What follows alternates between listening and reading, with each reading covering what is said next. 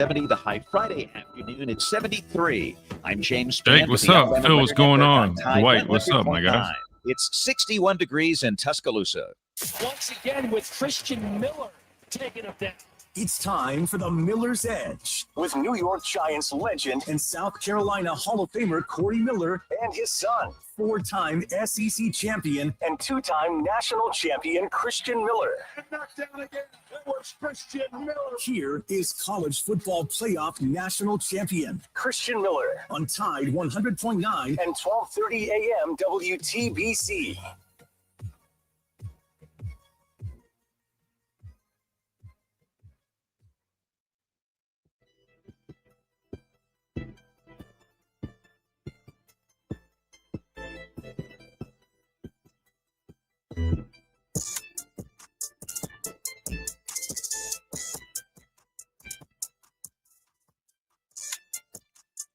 And welcome into this Wednesday edition of the Miller's Edge, Tide 100.9, 1230. WTBC presented by the Good Feet Store, America's arch support experts. Hope everybody is doing well. Hope you guys are excited for another fun one here on the show. We got plenty to dive into. Definitely going to continue to break down this Alabama-Oklahoma game. Talked about it yesterday a little bit. We'll go in a little bit more detail today, see if we can pull up some tape, right? Remember, we got to be careful with that, but we'll pull up a little bit of it if we can. But there's actually a couple different things I want to look at if we do get to go to the tape. We might have to stay and do overtime on the stream, which again, we do stream live on YouTube every day that we do the show here on Tide 100.9. 11 to 1 Central Time. You can always come hang out with us, join in the chat, watch me do the show, and that's free to do. Just go over to YouTube and type in at the Miller's Edge, and it should pop right up. Make sure you subscribe. All we do is ask you subscribe and like if you enjoy the content. Everything is completely free and just keeps you up to date with everything and helps continue to push the show, which we always appreciate that. That being said, I mentioned there's a couple things that I do want to take a look at, and here's why. I see we got Dwight already here in the chat. Well, he tagged us in a video on X, and it was the film guy. I know a lot of you guys like watching his videos when he breaks stuff down. He does a pretty good job doing so. And I think he had joined the next round, and he was talking about the running game, and I think he had made a video already breaking it down, but this was something different. This was him talking about, I guess, that video and some other stuff. Long story short, Dwight tagged us in it. I gave it a listen. And basically, I think the main point of it was he said the same thing I was saying yesterday in terms of when you look at the running game, right? We've been discussing a lot. A lot of people having a whole bunch of questions. Why is it not working? Why are we having issues? Is it the offensive line? Is it the play call and the scheme, the backs? And we've been trying to dive into it a little bit for you guys. But I made the comment yesterday, which he ended up saying the same thing, in that if you go back and watch Washington, right, and how they ran the football, especially in 2023. I didn't watch Washington before that. I watched them in 2023 when we hired Coach DeBoer. I went back and watched those games a lot more. And I talked about it. If we go back all the way to when we first hired DeBoer, one of the biggest things I noticed was their running scheme, like the things that they did. They used a lot of zone, a lot of pin and pull. Their offensive linemen were asked to do a lot of movement, right, pulling a lot, getting out in space. That was a very common thing with their running game. So I was aware of that. Again, I mentioned it way back when, and I made the comment yesterday saying something very similar, that part of me wonders that, you know, maybe our guys just aren't the best fit for some of the things that they traditionally do in their system. And I don't want to get too deep in this because I want to bring it up here in a minute and talk a little bit more in depth about it. And while I agree, because again, I pretty much said the same thing yesterday, there's also another side of it that I want to point out that I will do here in a minute. So it's kind of like while yes, I said it too, and I agree, there's also another side of it, which we'll talk about here in a minute. So anyway, we need to do that. But I mentioned that because I'm probably I pulled it up earlier, and I'll see if I can play it on here. I have Washington back from 2023, and I'm going to see if I can just find a few clips for you guys just to kind of give an example of some of those things that they did frequently with their running game and how that relates to what we see now with Alabama, how it might look a little bit different and so forth. If we have enough time and we're able to do that, I definitely would love to do that. So just a heads up on that. A couple other things that we got to hit today. Yesterday was Tuesday. You know what that means. Playoff rankings, right? They come out every Tuesday now. We'll update you guys on those, give our thoughts there. Not much movement in the top five, really any at all, like we mentioned. We think there would be, but after that, there definitely was some shuffling. We'll talk about what that shuffling was, what that might mean, and so forth. moving forward. And outside of that, guys, we haven't got to the coordinator press conferences. We're like 2 days behind now, so maybe we'll just pull bits and pieces from that. There were player interviews yesterday. We can always pull some of those if we have time. And per usual, we always invite you guys to hit us up, 205-342-9904. We would like to talk with you guys, get your thoughts on everything. But main focus, we'll continue looking at this Oklahoma-Alabama game a little bit more in depth, go over some more numbers and matchups and things that I think will be important in this game because in my eyes, it is a really big test. And I said a few weeks ago, I think this is probably the biggest test remaining coming out of the bye week and what we had left on our schedule. And now that we're past LSU, we saw how that went. I obviously feel that way, right? You really got 3 games left: Oklahoma, Eastern Illinois, and then you go on the road to Jordan Hare, which definitely could be tricky in itself. But we're going to focus on this week right now because it's a big matchup. That said, let's go ahead and hit our first timeout to stay on schedule. When we come back, we'll dive into everything. Before we hit this timeout, let me remind you about our friends over at the Good Feet store. Speaking of the Oklahoma game this weekend, remember, Good Feet Kick for Cash Challenge is live. So go sign up right now, goodfeetkickforcash.com. It's as simple as putting in your name and your email address, and you're locked in. Now, that doesn't guarantee you a spot. That gets you in the entry. Now, if you get selected, you get the opportunity to go kick some field goals during the game and for a chance to win some free cash. So make sure you guys do that. I don't know why you wouldn't. Again, it's all free and you get a chance to win money. And if you don't make any field goals, don't worry. You still walk away with a gift bag from the Good Feet store. So you at least get something, just not the cash if you miss it. But I got faith in you guys. I got faith that you guys can go nail a 10, even a 20, maybe a 30-yard field goal. So make sure you guys do that. And for always, if you ever have any pain that you're dealing with or you're wondering, how can I help get rid of it, whether it's plantar fasciitis, quad tendonitis, like I had, any sorts of pain, foot pain, knee pain, or back pain, make sure you guys check out the Good Feet store. Try before you buy, nothing to lose. Just go on in there. They're located in Midtown Village in Tuscaloosa, but they are across the nation, plus 5 locations, I believe, total now in Alabama. Their website, goodfeet.com, will give you more information and point you to the nearest location to you. But I'm telling you, these things are game changers, clinically proven to eliminate and alleviate all types of pain in just 4 short weeks. So make sure you guys check them out. That's the Good Feet store, goodfeet.com, and our presenting sponsor. So if you guys enjoy the show, make sure you guys show them love, man, because they've been with us for years now. They're big believers in the Miller's Edge, and we're very thankful for them and our relationship and our supports that have been game changers in my life. So let those things be game changers for you. That is the Good Feet store. You're listening to the Miller's Edge. We're just getting started. Don't go anywhere. Quick timeout. We'll be right back. Tide 100.9, 1230, WTBC.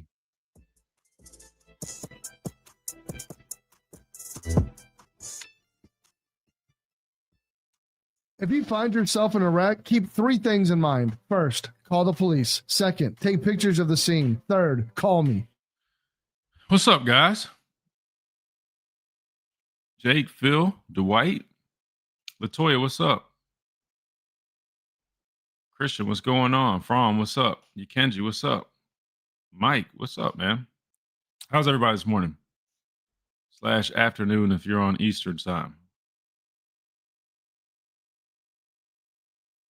Money McGee, what's up, man?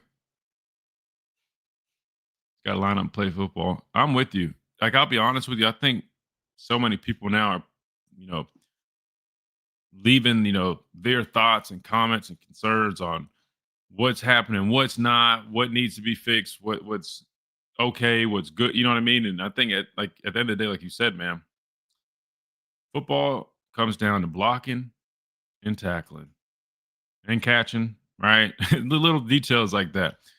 And I think sometimes we get so lost in all these little things and things that sound good. And you're right. It just comes down to that. And that, believe it or not, is like the second part of what I was getting at with the whole thing. Now, I mean, I probably should pull up that video Dwight tagged us in, but I need to skip to the part, or I could just basically summarize it.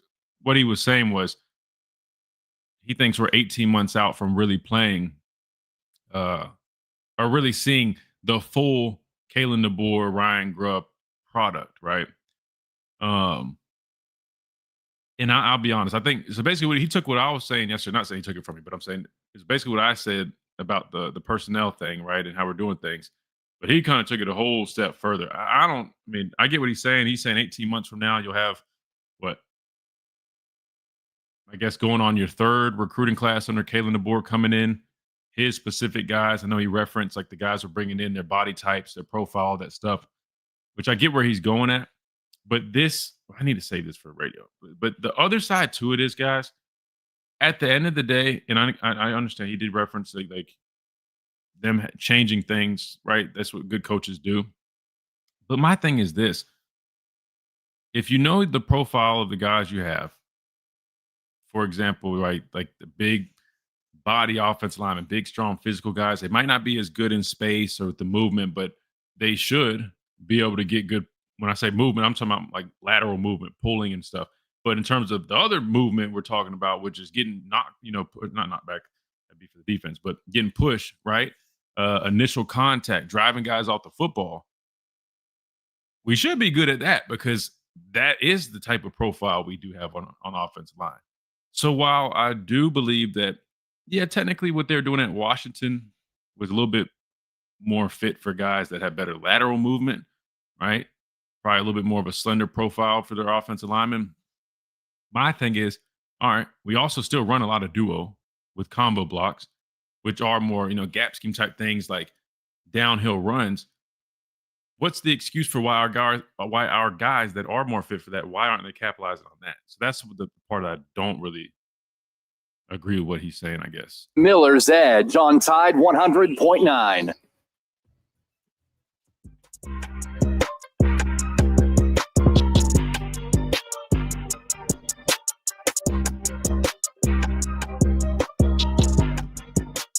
And welcome back into this Talking Tuesday edition of Miller's Edge, Tide 100.9, 1230 WTBC, presented by the Good Feet Store, America's Arch Sport Experts. Let's start here with the whole running game conversation again.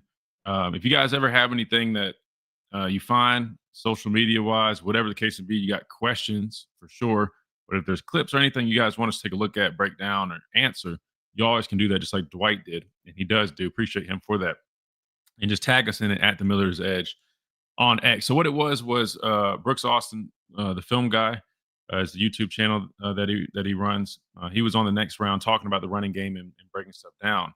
And so I have it pulled up, but I don't have the exact spot where he was saying it. I know it's a long thing. I'll try to find exactly where he was saying it. But to summarize it, we'll just summarize it for now because I think that gets the point across. Basically, what he was saying was his thing with the running game is that, similar to what I was seeing, that if you go back and watch 2023 Washington and when Coach DeBoer was at Washington, the way they did things, they did a lot of pin and pull, a lot of counter, which that involves, a lot of lateral movement by your offensive line, right? Guys have to be able to, get out in space and block and pull. And it's a lot different than, a lot of those downhill between the tackle runs that you might see like duo, right? Things where guys are using that power. They're getting those strong push initially, doubling back to the second level, stuff like that. So, which, they still ran some of that, but they definitely majored in a lot of the, pin and pull counter type stuff. That said, I do agree. Now, that's why I said it literally on the show yesterday that, that type of stuff that they probably want to do, I don't think maybe we have the best guys for that. Is athletic as Caden Proctor is, for his size. Hence why they trust him to catch a tunnel screen or whatever they ran and, taking wildcat snaps. He probably isn't ideal for doing a whole bunch of that. The same thing you look at Dewberry at guard, right? Like, he's probably not going to be ideal with a whole bunch of pulling. I'm not saying they can't do that, but you guys get what I'm saying. Like, if you look at the profile of those Washington players, their tackles weren't 370. They were a whole hell of a lot slimmer, and they handled themselves a little bit better in space. That said, this is where I kind of stray away from what he was saying. This is how I look at it. As a coach, you take a look at your personnel, who you have, and you always are looking to put them in the best position to be successful. Now, we do run pin and pull here. We do run counter. We do that stuff, but we also do run duo. We also run stuff, gap scheme type things that our guys would be more equipped to handle, being, a bigger, more physical unit. And again, to be clear, it's not like you can't do certain, like, oh, okay, we have this type of guy. We can't. No, I'm not saying that. What I'm saying is we lean into a number of different things. But my issue is, why don't we even do that well, right? Like, I do agree that we might not have the profile for some of the stuff that they were doing a whole bunch of at Washington, hence why we probably don't do it as much here. We still do it, but maybe not as much. Why aren't we at least, succeeding at the thing? Like, if we have big physical guys, why isn't duo successful? Like, why can't our big physical guards, right? Like Dewberry, big physical guy. Jaden Roberts, I mean, I think his nickname's the Hulk. I mean, he damn sure looks like it. We shouldn't have all these issues just getting initial contact and movement. That's my thing.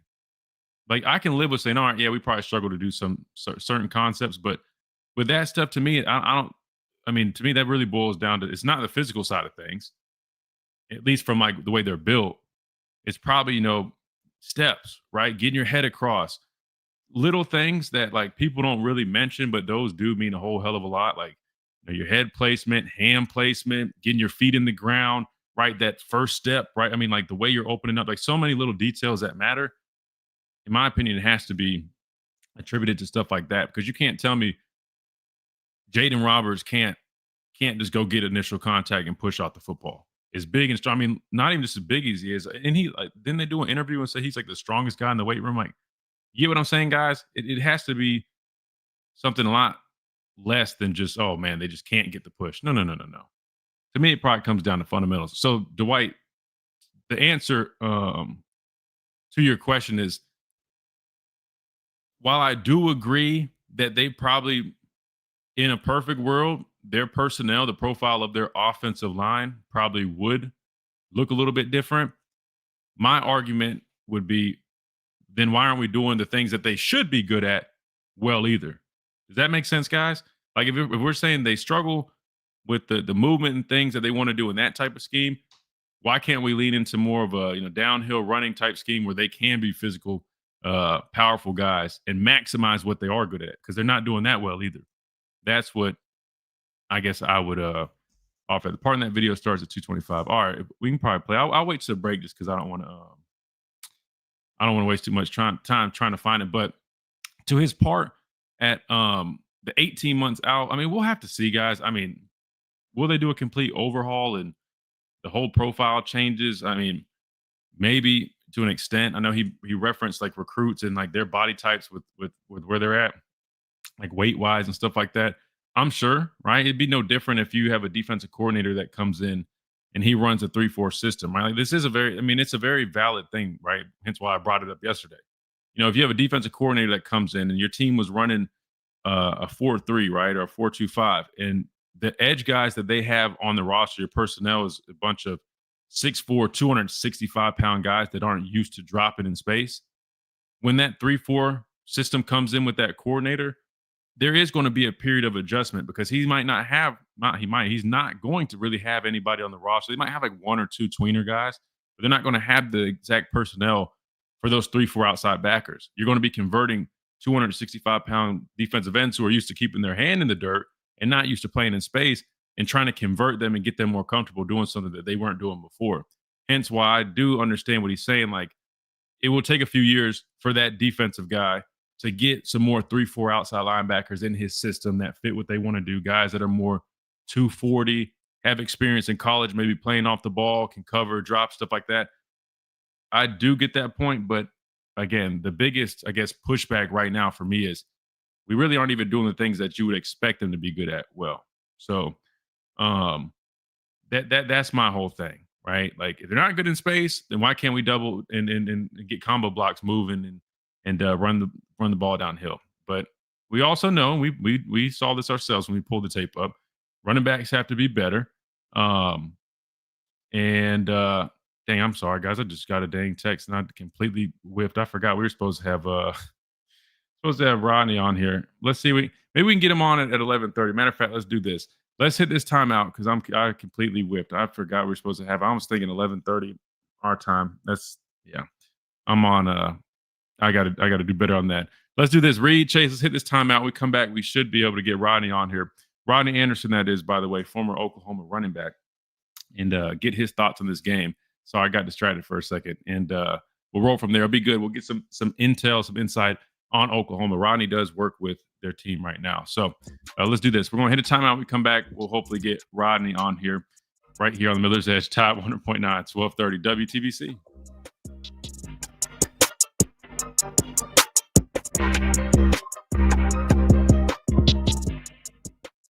At Tuscaloosa Mazda, they are expanding their showroom to serve you better. Come see their new and pre-owned Mazda lineup, offering fuel efficiency, advanced technology, and plush comfort. Tuscaloosa Mazda, 3100 Skyland Boulevard East, or online at TuscaloosaMazda.com. Whether you're a working professional or an active dad, Game Day Men's Health in Tuscaloosa offers convenient expert back care for all men looking to feel and perform their best. They specialize in testosterone therapy, ED, weight loss therapy, and peptide therapy. Their easy 3-step personalized treatment plan will get you on the right track to feeling and performing better. All you have to do is stop by Game Day Men's Health at 1013th Street East in Tuscaloosa for a free consultation. Oh, no. That's the sound of someone who's misplaced My debit card. their debit card. Where'd I leave that thing? Not at the gas pump, or the checkout counter, or the roof of your car. Now, if he has the Chase mobile app, he can use Card Lock. Wait, I could just lock my card. Yep, just a few tippy taps on his phone, and that sound? That's peace of mind from Chase. Chase mobile app is available for select mobile devices. Message and data rates may apply. JP Morgan Chase Bank N.A. Member FDIC.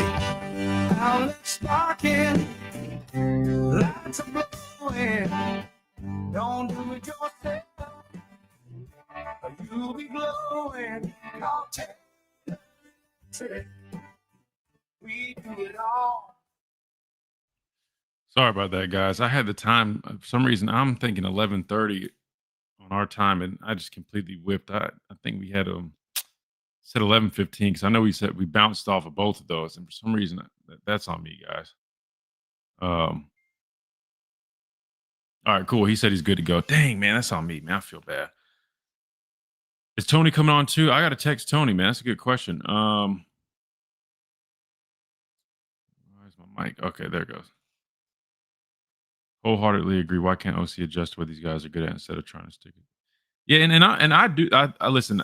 I do see us running duo. I see us running, inside zone, stuff like that. Like we're doing things, trying to just run downhill. But the problem is they're inconsistent with that. So I wouldn't say so much, Latoya, like on the OC, like why isn't he like? Because we are doing things that I think would be our guys are a little bit better equipped for. It's just they're not really like dominant in that aspect either. That's kind of what I was getting at. But we do stuff like that. That's why I think even what I was saying yesterday, I think at this point, man, like if you can just get Daniel Hill downhill, falling forward a few yards, you know what I mean? Like pressing holes and he's going to, by contact, fall forward, get you some yards. That's at least something. That's going to wear down the defense. HAPPY for a 25 cents per gallon bonus on your first tank. That's code HAPPY for a 25 cents per gallon bonus. This is Miller's Edge on Tide 100.9.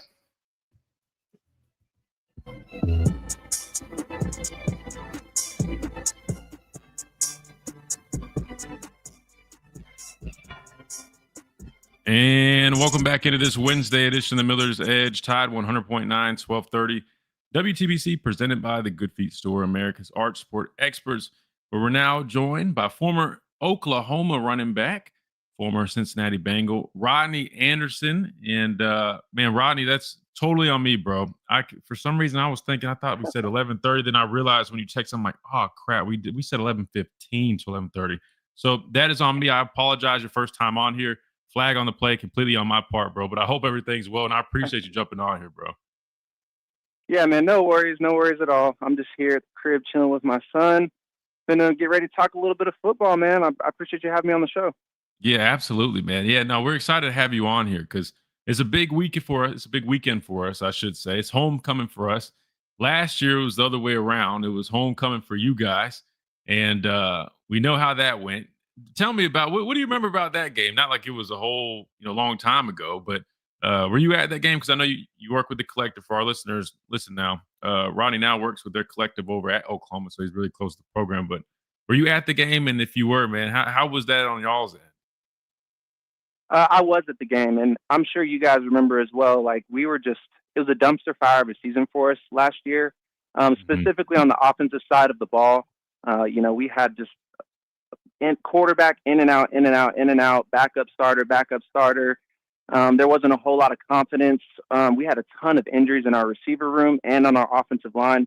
And so, we were just having struggle closing out games. We could hang for a little bit, but it always turned bad for us, towards the second half, third, fourth quarter. But then for whatever reason, when we played y'all, things just kept going our way. We found a little bit of rhythm running the ball. We found a little bit of intermediate to deep passing game. And once we started clicking, we have the defense on that side of the ball to hold things down. We just always needed that offensive side to help capitalize on those turnovers, on those 3 and outs. And that is probably the one game last year that we actually consistently played on both sides of the ball as a team. Yeah, no, y'all definitely put it together, and it was on the contrary for us, man. It was a nightmare. I mean, it was a turnover fest. We could not stop quarterback design run. Jackson Arnold was all over the place, and man, everything was in front of us that game, and then y'all took it away from us. So there's going to be a lot of emotion going into this game for sure, but I think it's going to be a good one.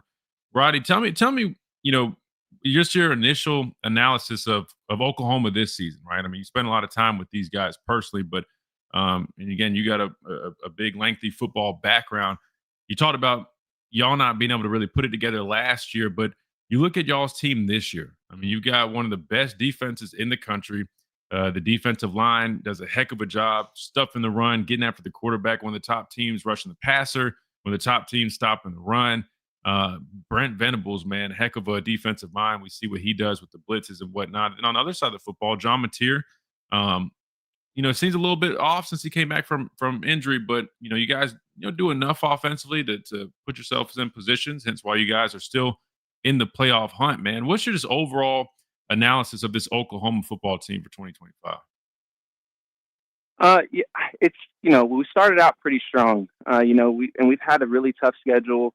There's been a lot of ups and downs, but our defense has just remained the strength of our team. To your point, BV is just fantastic at drawing up these exotic blitzes and disguising things. And even more than that, he's just so good at getting a read on the offensive coordinator that he's going against. I mean, he just kind of gets in his little groove, and blitz after blitz, things just start working, and it gives the offense a lot of opportunity to go do something with the ball. And that's the part of our team that still has a lot of work to do. If we want to be the Oklahoma team that we want to be. Early on, we started off really strong. John Mateer, he came from Washington with our offensive coordinator Ben Arbuckle, and they've been kind of a dynamic duo when it comes to scheme and running that offense. It's been really nice having like a field general on the field, calling plays and checking into different things. But he had his injury, and I feel that kind of threw him off, and not really anything physically, but more so mentally. I'm sure you know what it's like coming off of an injury, surgeries and things like that. There's just a ton of mental struggles and hurdles that you got to get through to be the player that you want to get back to. And so I think that's where John Mateer is now. He's had a couple of games to knock the rest off, and he's been able to kind of get a little bit back in his pocket. I really feel that if we're going to have any success this Saturday, he needs to start hot and continue to build on what has been somewhat consistent toward the back half of the season.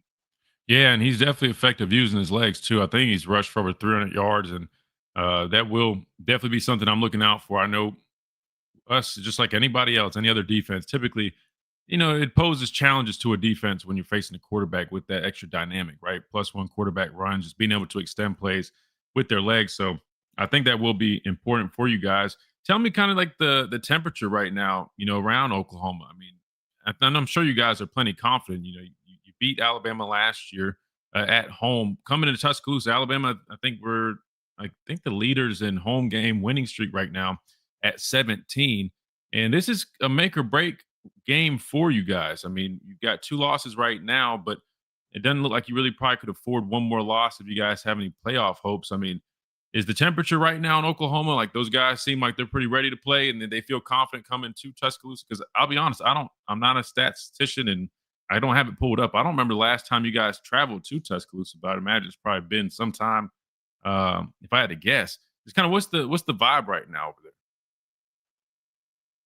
It's all right. I think there's a ton of confidence, like I've been saying, in our defense. But it's kind of a question mark, like what offense are we going to get? Is it going to be a slow start, and are they ever going to get started? Are they going to come out swinging? Are we going to get our run game going? I think there's a lot of question marks around that offensive side of the ball.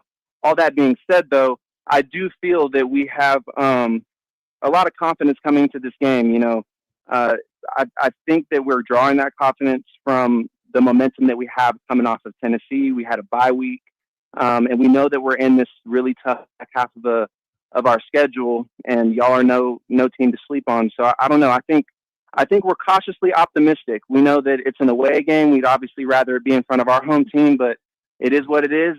We're playing where we're playing, and I think at this point we're just ready to see something happen. Absolutely. Rodney, you being a former running back, man, I'm really curious, and I know it's probably going to be tough for you to answer this without having this tape pulled up. I wish I had it right in front of you so that way you could give me an analysis, because we've been talking a lot about our running game here at Alabama. And there's been a lot of people giving their input, right? Talking about whether it's the offensive line not getting great push, not being able to climb up to the next level, fundamentally just not being sound, not executing. But also, there's times where it does seem apparent that our backs might be playing it a little too patient, or they're missing, hitting the hole right. And some people even wonder if schematically things could be better. As a former running back yourself, again, you played at Oklahoma, you played at the highest level in the league, and you've taken a lot of carries. When you talk about a running game, like how important, and I know this is going to sound dumb, but I'm trying to explain it for our listeners. Like there's so many different aspects. Like, you got the guys up front where they have to execute, but they got to get a good push. I mean, it could be little things like getting their head across, taking the right steps, right? That way, defenders not getting by just enough, little details that add up, but also the vision of the backs. Like, I guess what I'm trying to ask is, when you take yourself back to when you were playing, when y'all are working together, like when y'all had issues in y'all's running game, what majority of the time like ended up being the problems? Like, what were some big things that came up just from what you remember playing that position? But I think we're probably team to team dealing with a lot of similar issues. Our offensive line has been so inconsistent. We've had young guys, injured guys, and so we're shuffling people around, and we finally just got a consistent starting five, game to game. And so I think rhythm, consistency, and some type of you have to get into a groove, which is a little bit of the same as rhythm. But I think that groove has to do a little bit more timing. There's a lot of guys involved in the run game just for one single run play to go to work. And if there's no consistency and timing, then those holes are always going to look different, even though you might be talking about the same play or even same type of scheme. So I don't know. I think that there's multiple things that go into it. One of the biggest being timing and consistency. That's just how it's been for us. We've been rotating tons and tons of backs in and out for the past couple of years, and just finally got settled on two. And that kind of timed up with our offensive line getting their guys settled, our starting five. And ever since we've stuck with that, we've been a lot better and showing improvement as well. And so I just, it's all about timing. Like when that hole opens up, it's never going to be perfect. It's never going to be just the biggest hole in the world. This is Division I SEC football. You just need a split second. You just need a crease. And so there is a little bit of that on the back as well. You can't sit back there patient, expecting a hole the size of a truck to fit through to open up, because that's just, like I said, probably not going to happen. You just kind of got to take what you can get, live to fight another day, take care of the ball, and as long as you're falling forward, getting positive yards, eventually that rhythm, that consistency, that timing will pay off, and you'll get better and better. You can start anticipating blocks, anticipating holes opening up. And then you really start gelling and grooving together. And so I've always thought about the running back position as a little bit more philosophic. You're never going to have two guys that are the same. Every running back can be a little bit different. It's just a style thing. And when it comes to your offensive line, you've got to have consistency and you've got to gel, or else things are going to look different play to play. Okay. You answered that question perfect. And I'm glad, because I'm not going to lie, the way I asked you the question was definitely probably confusing. I was trying to figure out how to formulate the question, but you literally hit on everything I was No, I totally get it. Yeah, no, that's perfect. We've been dealing with the exact same problems, and so I totally understand. It's frustrating because man, I feel like I saw a hole, but the running back didn't hit it. But like it's, you know, you weren't sitting at his angle. You didn't get the ball the way he got it. You weren't taking the steps that he took. And so was it him? You know, and then it might be like, oh, nothing was there. It's just, you know, it's so easy to blame, you know, sitting in the stands. And like, that's kind of what I've been guilty of here lately, you know, not actually being on the field. But, you know, I start slowing things down and getting in the film room, and it's like, dang, it's kind of a little bit of everybody. And it might help if we had some consistency in there too. See, and I think you're hitting the nail on the head. I know you're referencing a lot of Oklahoma here because it's very similar to us. But you mentioned the word consistency and that rhythm. And I think that applies to us because I don't know how much you've watched of us or would notice, but we've rotated our offensive line this whole season. And not only because of injury. Like, we've literally been playing musical chairs at different spots. The only spots that have been consistent have been our left tackle spot and our center. We've rotated guys at left guard. Right guard, there was an injury, so there was some rotation early. But even when he's come back, we've still seen other guys kind of moving. And right tackle, it's almost like we have a constant battle still going on between a true freshman and a junior that we have, because it seems like both guys, they struggle in their own ways, right? And it's just we haven't been able to mesh as a unit. And I almost was thinking that too, just like you said. Like, I can only imagine it, you know, as a back, whenever one is the offensive line unit, trying to mesh and gel when there's different pieces each game. Like, literally, we're playing probably about 8 offensive linemen every game, pretty much on average. And you mentioned with the backs and stuff like that, probably will be tough. You said trust. I haven't heard many people really talk about that. It's probably harder for a back to be able to trust things when you're working with different guys. And like you said, things might be blocked a little bit different, even if it's a small little nuance. So, yeah, I'm glad that question ended up working out, because I was like, man, I don't know if I'm describing this right, but you literally hit the nail on the head. And that was exactly what I was trying to ask you. Rodney, real quick before we let you go, I'm so appreciative of you hopping on here again. Totally my apologies. Flag on the play on me, man. Give me 15 yards back. You're good. I want to get your prediction for this game. You said you guys feel confident. You said you guys, I mean, the temperature feels pretty good. I know you guys have some questions a little bit offensively, but that defense has really been holding you guys together. How do you see this one going with you guys traveling to Tuscaloosa? Man, you know, I played there, went there. I met my wife there. I'm a Sooner guy through and through, so I obviously think that we're going to go in there and win. I don't think it's going to be easy. I think y'all are a fantastic team, and you know, this is SEC football. This is 2 blue bloods going against each other. We have a great history.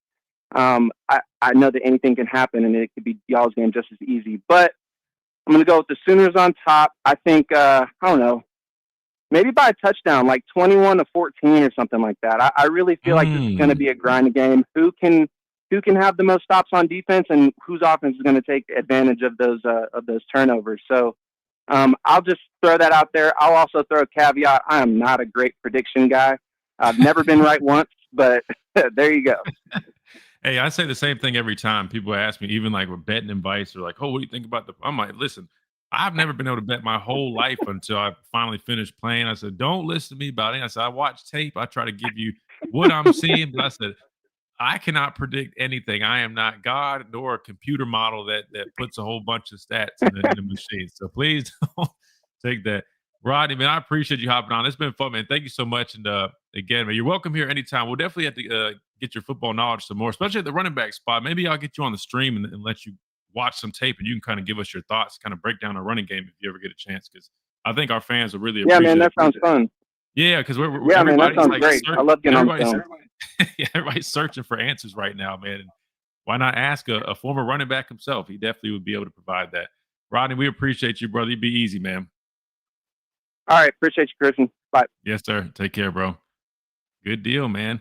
That was Rodney Anderson, former Oklahoma running back, Cincinnati Bengal as well, and now he works with their collective, man. So we definitely get, man. He's a wealth of knowledge. NIL, all that stuff. He knows all that. So we'll get him back on here for sure and talk some more ball and college football in general in the future. But big shout out to Rodney Anderson for joining us. We got to hit a timeout. We come back. We'll respond. We'll keep on rolling. If you guys have any questions, we'll talk about it. All that right here on the Miller's Edge. Tide 100.9, 1230 WTBC.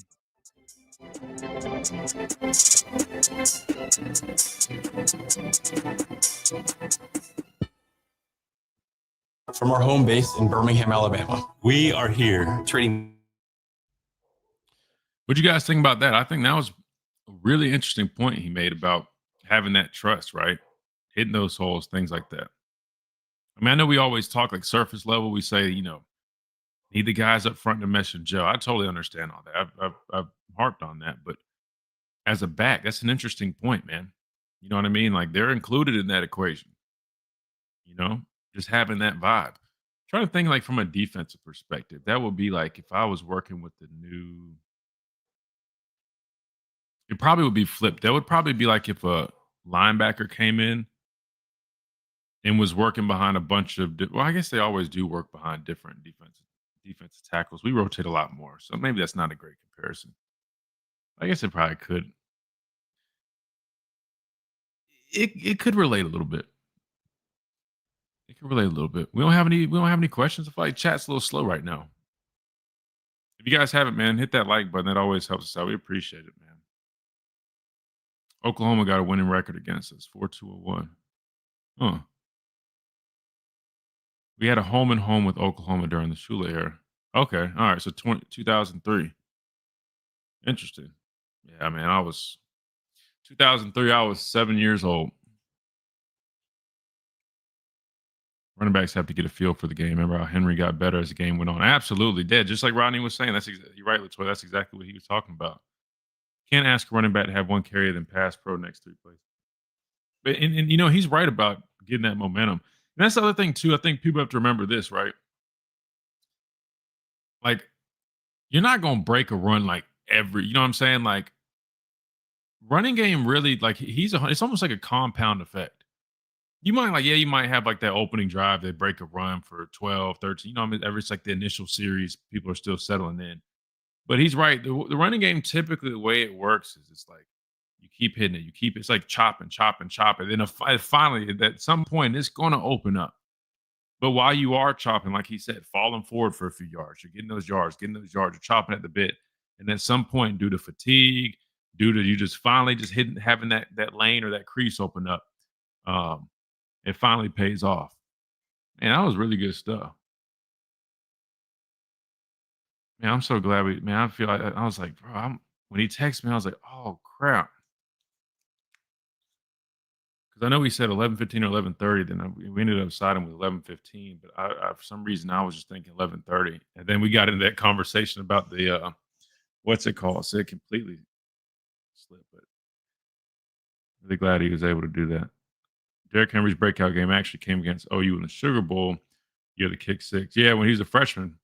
That's a funny story too, though, because I don't know if you guys remember, but he was a little frustrated his freshman year that he didn't really get too many opportunities, and he ended up meeting with Coach Saban and ended up giving him plenty of opportunities in that game. I think that's when he showed that.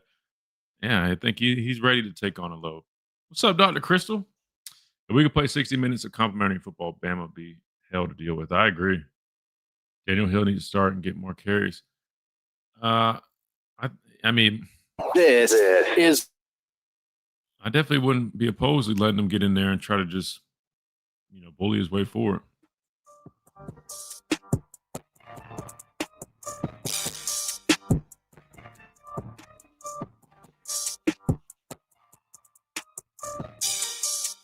And welcome back into this Wednesday edition of Miller's Edge, Tide 100.9, 1230 WTBC, presented by the Good Feet Store, America's Arch Sport Experts. Big thanks to Rodney Anderson, again, former Oklahoma running back.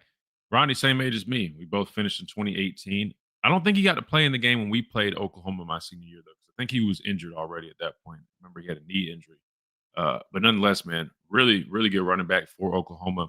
Spent some time with the Bengals, and now he's working with Oklahoma's collective. So he's very much involved over there, spends a lot of time with those players. So thought it would be great to get him on the show. And I'm so glad we did, because he had a lot of good answers, man. I'm glad we asked him about the running game. I was like, man, this is like a very, muddy question I'm trying to ask him, but I was trying to get his thoughts, like you guys heard, about the different processes, and as a running back, right? Like, when it comes down to the execution up front, finding the hole, hitting the hole, stuff like that, and he hit the nail on the head. And man, that I feel like that answers some questions. Chase Reed, I mean, what do you think about his answer about the running game and how the consistency is so important, the timing? But really, I think the word that I really like that he used when he said trust, man, as a back, you've got to be able to trust that that hole will be there.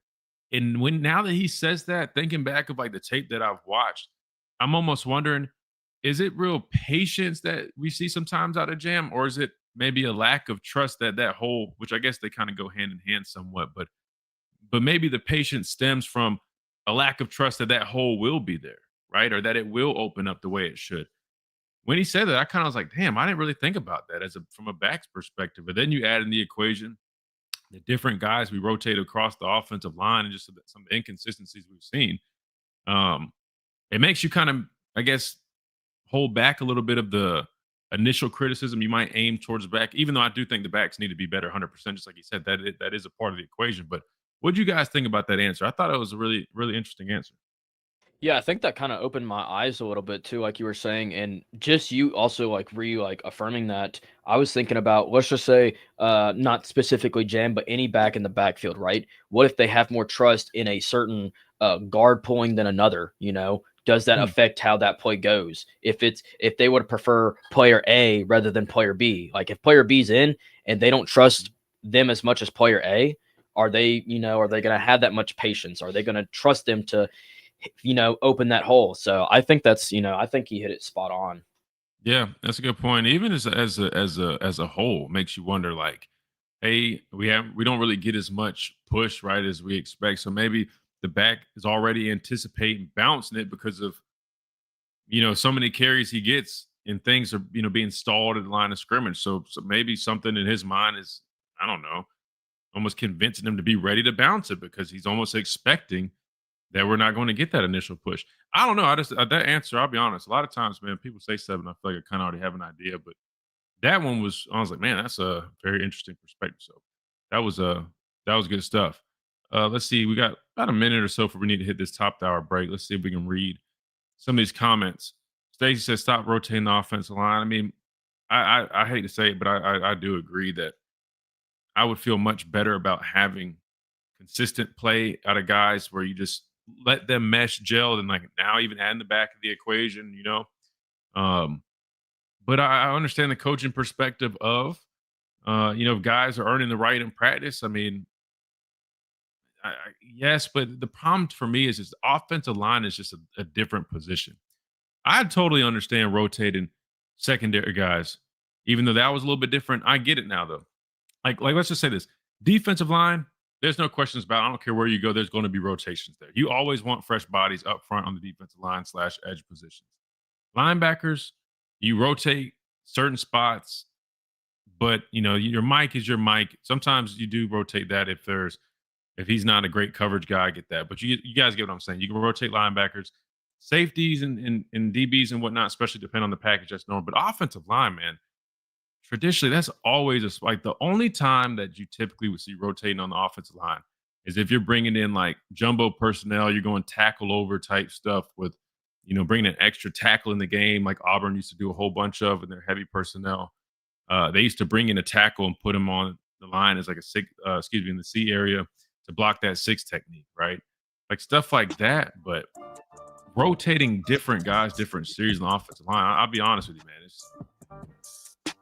All I know is from my football experience, even though I didn't play offensive line, I know how important gelling and meshing is there. I feel like that could potentially be a factor. But I don't know. I guess you got to do what you got to do. Is kind of probably weighing your options, right? All right, we got to hit this top of the hour break when we come back. We keep diving into this Alabama-Oklahoma game. Some player interviews from yesterday we'll maybe take a look at and more. Plus, we got to go to the phone lines. We got Smitty on there. 205-342-9904 is the number if you guys want to join. And you're listening to the Miller's Edge, Tide 100.9, 1230, WTBC.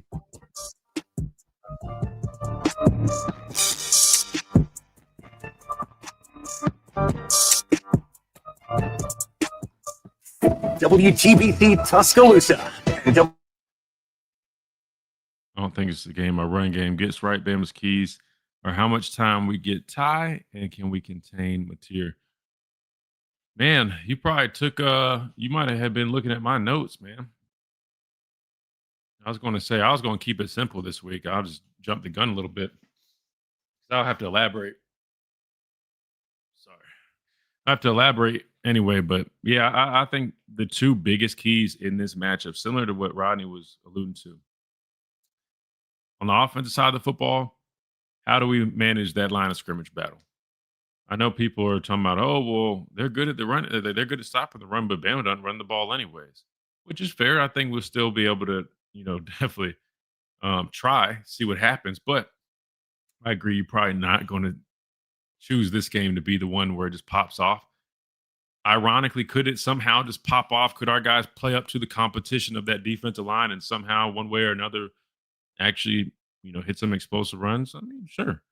But my biggest thing is people get too caught up on Oklahoma's running defense stat that they don't pay attention to, or even if you watch the games. I mean, these guys get after the quarterback just as good. They've got one of the better edges in the conference. His name is slipping my mind, but I mean, they've got guys that can get after the quarterback off the edge. A couple of them. One's that big, tall dude. I gotta pull up their depth chart here in a second. But and the other thing is the blitzes that they bring, man. Brent Venables, he draws up some exotic type pressures, and not just that. The other thing people miss out too, and one thing that I know that they do really well of, talking about disguising coverages and mixing things up. And I'll dive into this more, but I'm take my word. You heard it here first. I have not heard anybody else try to say this. One thing that we haven't really had affect us yet, and it's a testament to how well Ty is handling the pre-snap game, is we haven't had anybody, like even with them throwing different stuff at him, we haven't had anybody really challenge him to the point where it's really gotten him off his game and forced a whole bunch of mistakes, right? Like even if you go back to South Carolina, like those misses that we had, like there's one that he just threw it in double coverage and it should have been picked off. But it's not like people were like, okay, they disguised something, they're bringing heat, and it was too much for him to handle where he, forces a bad decision, so to speak. We haven't really seen that. And that's, again, testament to, the coaching staff and Ty for being able to manage that pre-snap and seeing those things. But I'm just curious, could Oklahoma, they have the personnel to do it. They've got the guys to bring the pressure, and they've got the coordinator to mix things up. Could this be a game where they are able to affect Ty in that manner? If so, that would probably, I'm not gonna lie, that'd probably be an issue. And I'm referring more to like, yes, I know the pressures. I'm not talking about necessarily just keeping them clean. That's a big part of it. But I'm talking about the next step being like on the back end. They do a lot of different stuff defensively that can really mess with the quarterback. And I'm national champion.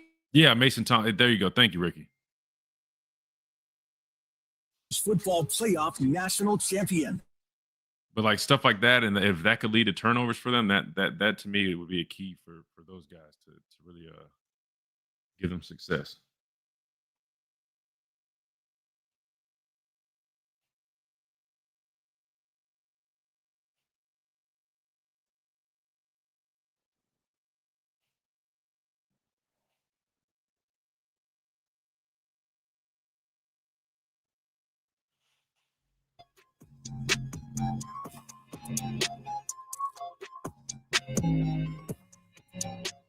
And welcome back into this Wednesday edition of the Miller's Edge. Time 100.9, 1230. WTBC presented by the Good Feet Store, America's Arch Support Experts. Hope you guys are doing well. Hour number 2 officially underway. And hour number 1 was great, man. We ended up getting former Oklahoma running back Rodney Anderson on the show. Big thanks to him, man.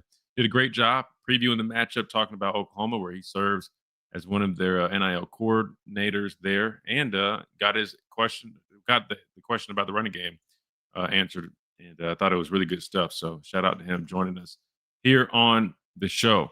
Diving back into that conversation, Alabama, Oklahoma, right? I want to piggyback off of that. We'll add some more keys. I was talking about it during the break, but I don't want to keep Smitty waiting too long because I know sometimes we get phone calls, especially towards the end. I want to make sure we get everybody quicker. 205-342-9904.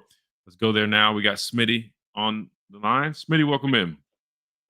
Man, I'm good. Christian, how you doing today? Man, I can't complain, brother. How's everything? Good. It's going to be a nice 77 degrees here in Phoenix on game day Saturday, so I can't complain about that. About, one, I saw the rankings yesterday. I never get worked up. It's funny seeing people get worked up over these rankings, but I still wonder what the Big Ten gonna complain about this time, because they complain about everything. They talk more about Alabama than their own teams for some reason.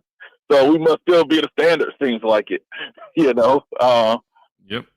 But the thing is about this game, I think maybe Alabama needs to play a little bit faster tempo, because Venables want to have all these calls, wanting y'all, the stuff like that. Maybe play a faster tempo.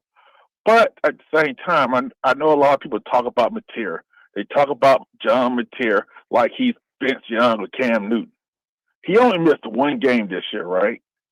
Mm-hmm. And the guy has only thrown for 8 touchdown passes, 7 picks. He's been a gunslinger. He puts the ball in harm's way all year. And that's something that this team who focuses on getting turnovers should capitalize on. And I think Alabama's defense might be the most improved unit in the country, where they were last year in the first part of this year, but how they put it together. And I think part of it is Kane may become a better coach defensively, because we don't see those first down mugging anymore, and the guys are executing there. But when it comes to offensive line, the run game, I think it's a combination of both, the offensive line and the blocking and executing. But I also think that our top 3 backs aren't nothing to write home about. But we have to call it that too. But my most disappointing thing with the running backs is their poor pass protection, because you got to pick one struggling, because pass pro will get you dinged up as well. Because a lot of times, this, when they be blitzing, these teams blitz, a lot of times it ain't the tackles or the guards. It's the running back that has to pick that guy up, right? And they're terrible at pass pro. What are you bringing in? You get what I'm saying? Yeah, I mean, that's a fair point. I think that's why some people are saying, well, if the reason A.K. Deer hadn't got an opportunity is because he's younger and he might not be equipped to handle that pass pro right now, why not give him an opportunity? I saw he tweeted something or maybe posted something. I think a lot of people speculating maybe he's alluding that he's going to get more opportunities or something. I don't know, but you're right. I just know when I was here, we had Coach Burns as our running backs coach. And, man, if you were not going to contribute in pass pro, I don't care if you ran the ball like Marshall Faulk, Barry Sanders, or whoever, Edrin James. I mean, you weren't going to play. And you're right, it is crucial, especially on those blitz pickups. And I think that what's interesting was, Jam was earlier in the year, even last year, he'd always been pretty solid in his pass pro. But as of recent, you're right. I mean, all these guys have pretty much struggled in that blitz pickup. You know what I mean? I've seen Daniel Hill has struggled at times. I've seen all of them, right? Kevin Riley and Jam struggle with blitz pickup and pass pro. So I don't know, man. At the end of the day, I mean, you got a decision to make. I mean, maybe they just need to try to just go to the cut method. I don't think I've really seen anybody try to cut, but if that helps, maybe try it. I don't know, man. You got to figure something out, because I'm telling you right now, this weekend, it's like I said last weekend, you're going to see a lot of blitz and a lot of pressure. You best believe you're going to get it out of Oklahoma, because they do blitz literally. And this is an actual stat that I found. I knew they blitz a lot, but when I saw this, I was like, damn, that's a lot. 51% of their snaps are blitzes is literally the stat that I found. So, if you weren't expecting pressure, you damn sure should now, knowing that statistically even tells you. I mean, on tape, you see it clearly, but statistically, it's that's a crazy stat. Quick question. With a team that likes to blitz like that, would playing a faster tempo, would that mitigate that some? Say it one more time. If you're saying if a team plays with a faster tempo, does that mitigate the blitzing? Yeah, they'll still blitz, but maybe with checks or substituting, or you know how it is. Like when you when someone's running a faster tempo, you may not be able to do all the things you want defensively when it comes to checks and stuff like that. Yeah, that's a good point. Yeah, typically when teams do go tempo, it does limit what you can get into as a defense, right? Like going off of my experience, when we played tempo teams, we always had base calls and calls within calls, and you have to prepare for that. That's one of the biggest challenges of tempo, outside of the fatigue, the obvious physical fatigue that comes with it, but being able to know what you're getting into, because a lot of times you see Another reason they like tempo is because guys aren't lined up. They don't know where to go. They're trying to see, oh, what's the formation? You got guys running across the field still when the ball's being snapped. So, yeah, I mean, my only thing is, like, if we haven't really worked tempo at all this season, like, do you want to really get out of your element completely? You know what I mean? Like, I think maybe there could be some scenarios where you do try to go to tempo. Yeah. But to answer your question, yes, it can limit a team from getting to all those things that they want to get to. Now, if they have it drawn up or installed where they're like, all right, if we get tempo, here's our base call. If we get to a third down, this is the blitz we want to get into.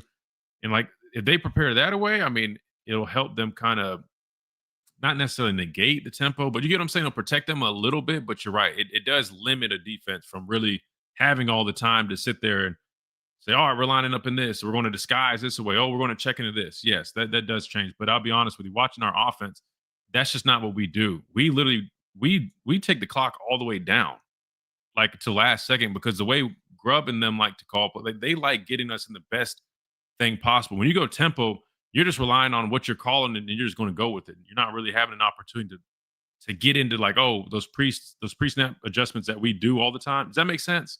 So offensively, you would be taking that away from your game. And that's something I feel like actually helps us out a lot. Like taking the clock down, seeing what guys are in. Okay, we check, we see what they checked, and now we're literally checking off of their check.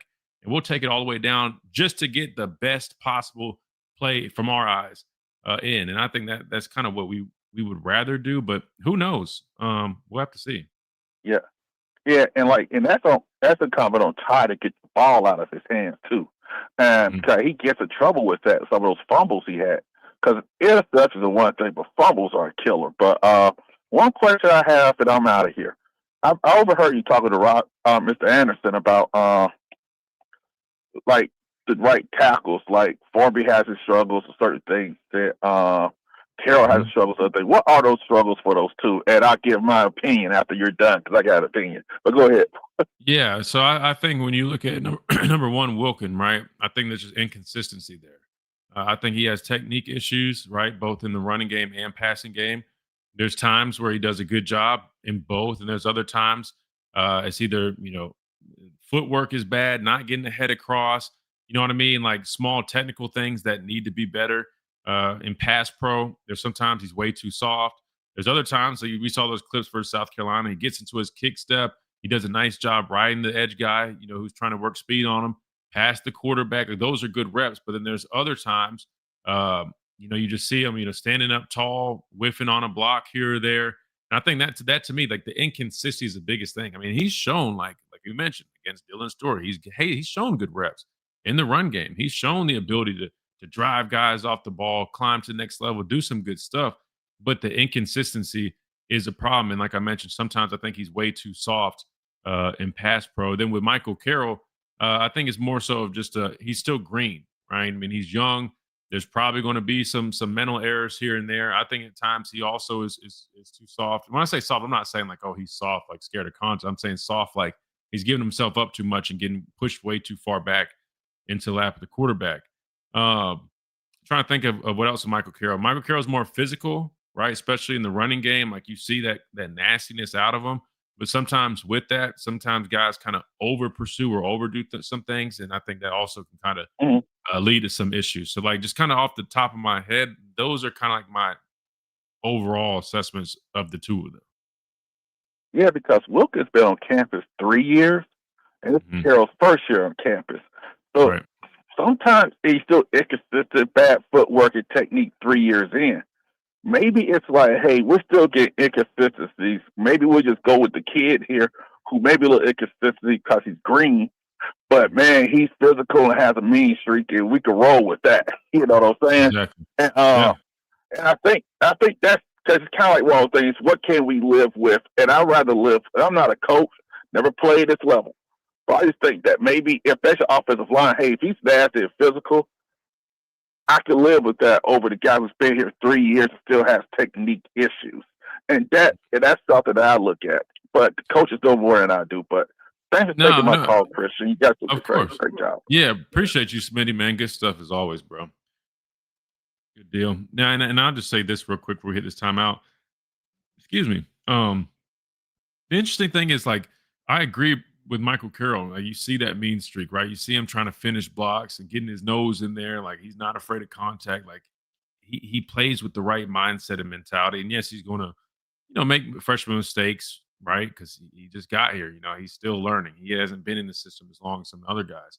Then it's interesting because then sometimes he does get these opportunities, and then it's like, I hate to say it, like it's not saying he's worse, but then it's like, oh man, well when he's kind of like rotating in there, he plays really good. Then he finally gets that opportunity. Then you start seeing some more of those mistakes. I don't know, he's being exposed more plays, or it's just maybe he's overthinking. I don't know, but it almost is like, because I remember after, what game was it? They gave him the start, and then was it Tennessee maybe? And I think Wilkin ended up playing more snaps than him. And then when Wilkin came in off the bench, Wilkin actually played pretty good. So it's almost like this is my philosophy. All right, bench the better guy, because when they come in, they always play better. I don't know if it's a mindset thing or what. So whoever you think should be playing, just put him on the bench for the first series, then rotate him in there, and he should have a good game. I'm joking, but not really at the same time. All right, we got to hit a timeout. We come back. We keep on rolling on this Wednesday edition of the Miller's Edge. Todd 100.9, 1230 WTBCA. We're open on the phone lines. Anybody want to get in on the conversation, feel free to do so. We'll be right back after this quick timeout.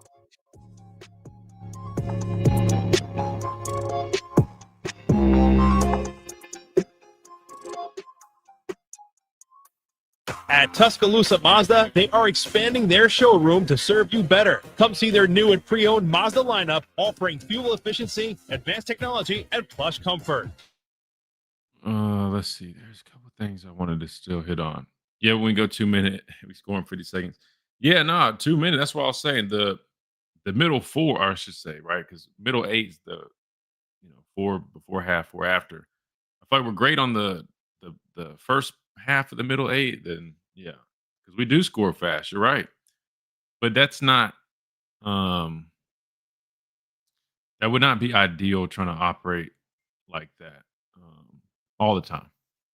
But I'm not opposed to trying to do some tempo, right? Like you're right. Ole Miss did have a lot of success against Oklahoma, and I think that tempo definitely did cause fits for the defense. Just like no different like when we face tempo teams. Like I guarantee you, if you were to go back and watch like my years, like when we had really good defensive teams, I think it's safe to say that when we played tempo teams, our numbers were worse.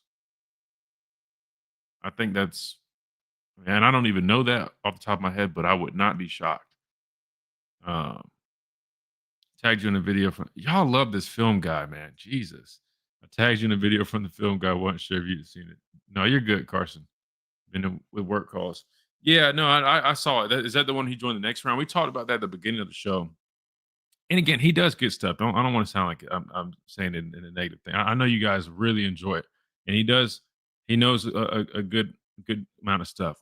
But I will say also, just from my football background, I would not sit there and say, like I heard some people saying, "Oh man, if only Ryan Grubb will watch this guy on YouTube's film study and actually apply it." I'm like,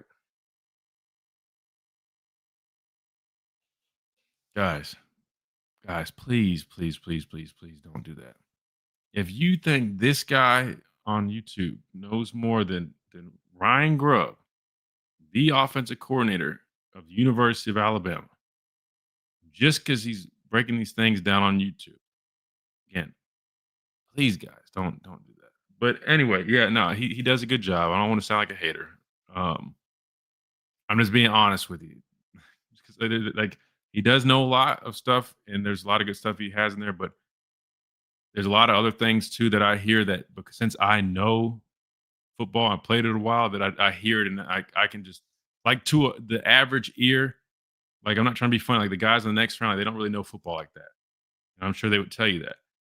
To them, it's like, wow, like, and it's almost as if like there's all these groundbreaking things. But then to somebody who like knows football at a deeper level, that played for a while, will probably tell you like some of the stuff too is not always 100% correct, or like is like in depth as he's kind of making it seem. Respectfully, again, I respect this stuff he does, and he does a great job. I don't want to sound like a hater. I'm just being. You guys know me. I'm just honest. But I do think the stuff he does is good. I am jealous that he can pull up tape without getting copyrighted. So I give him credit on that. I obviously haven't figured that part out. But yes, Carson, yeah, if you go back, we talked about like the first segment. But I'll rehash it real quick for you. 69 degrees in Tuscaloosa. This is Miller's Edge on Tide 100.9.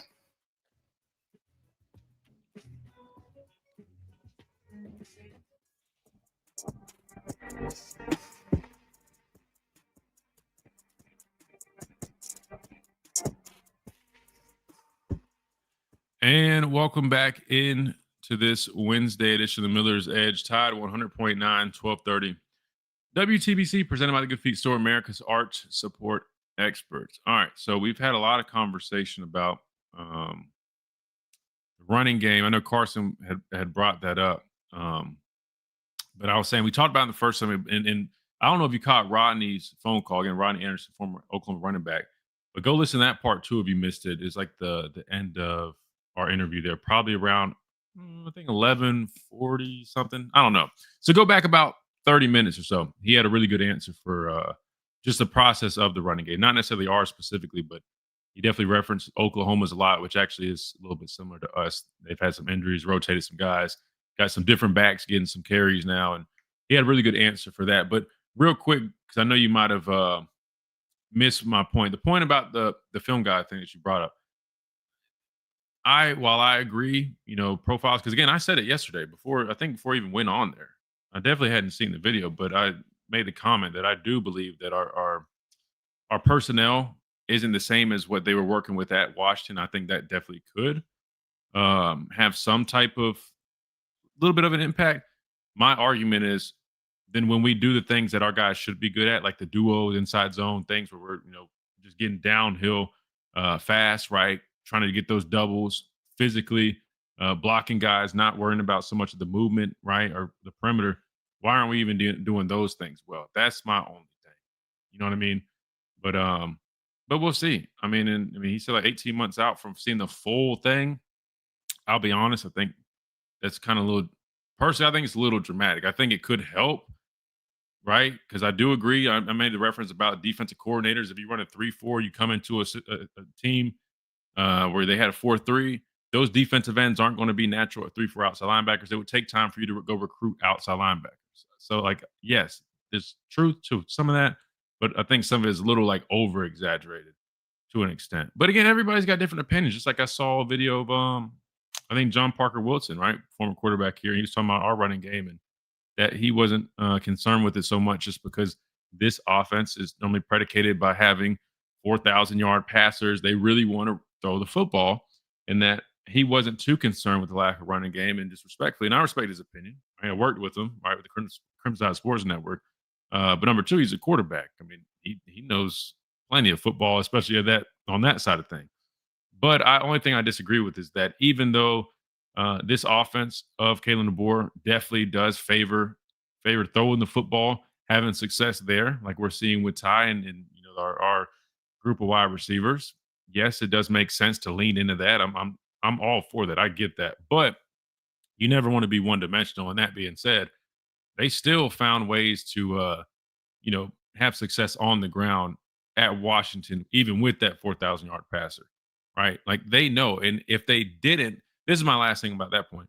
If they didn't feel the run game was that necessary because they were such a pass-heavy offense, they wouldn't elect to run the ball the amount of times that they've been doing so this year.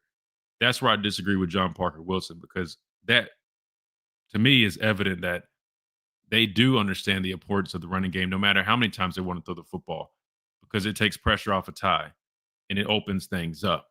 So, but again, it's kind of interesting. Right now, we're in that time where everybody's got input, because it's just kind of like when back in 2022 or 2023, Coach Saban's last year or two, like we were having issues with penalties and this and that, and everybody, providing input on what the issue was. But it's probably a mix of all these different things that we've been discussing. So let's see. Superfly, what's up, man? He says, I'm tired of hearing the coaches see them at practice every day so they know better spiel.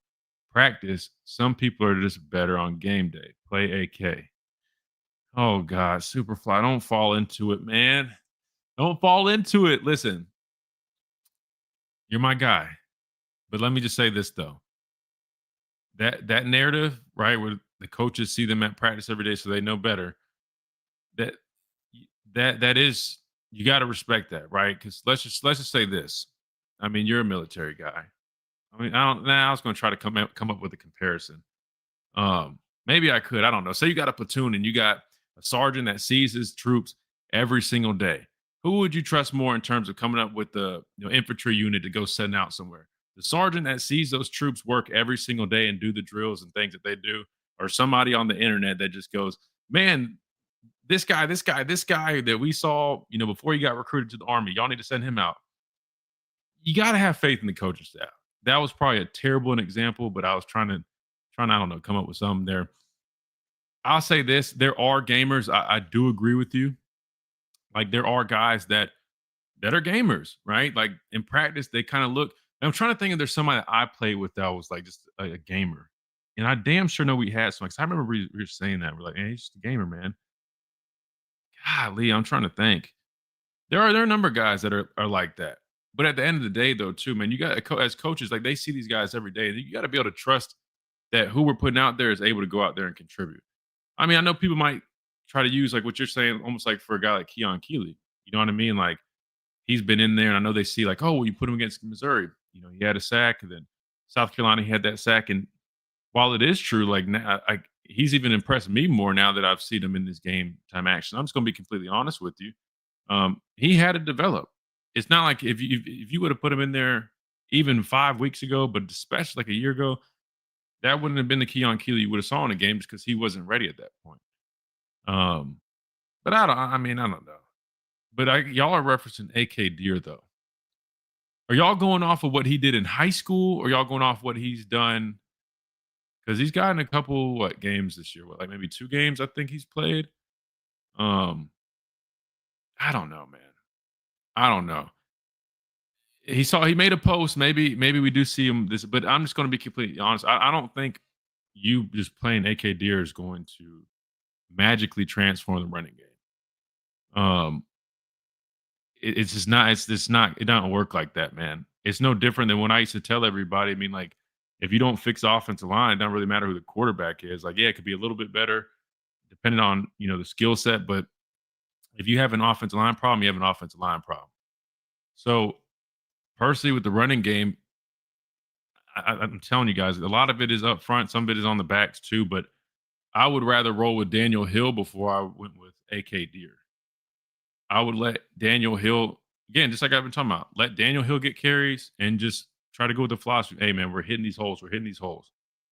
Fall forward for a few yards. I mean, because you don't, like the running game isn't always about popping off explosive runs, man.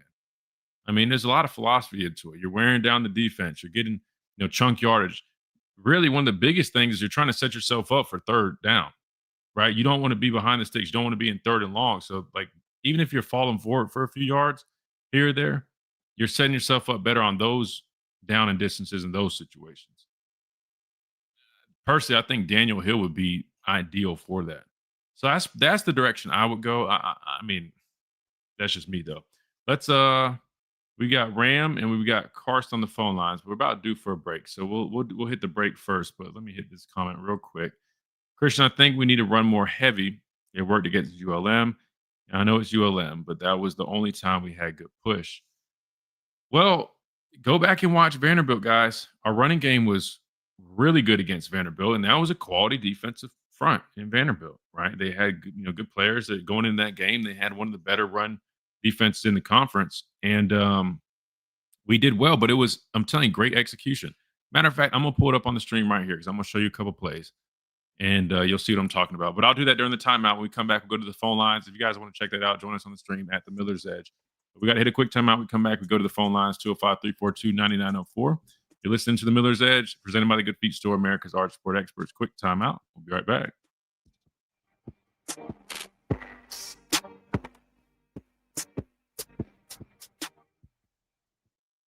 Your flagship.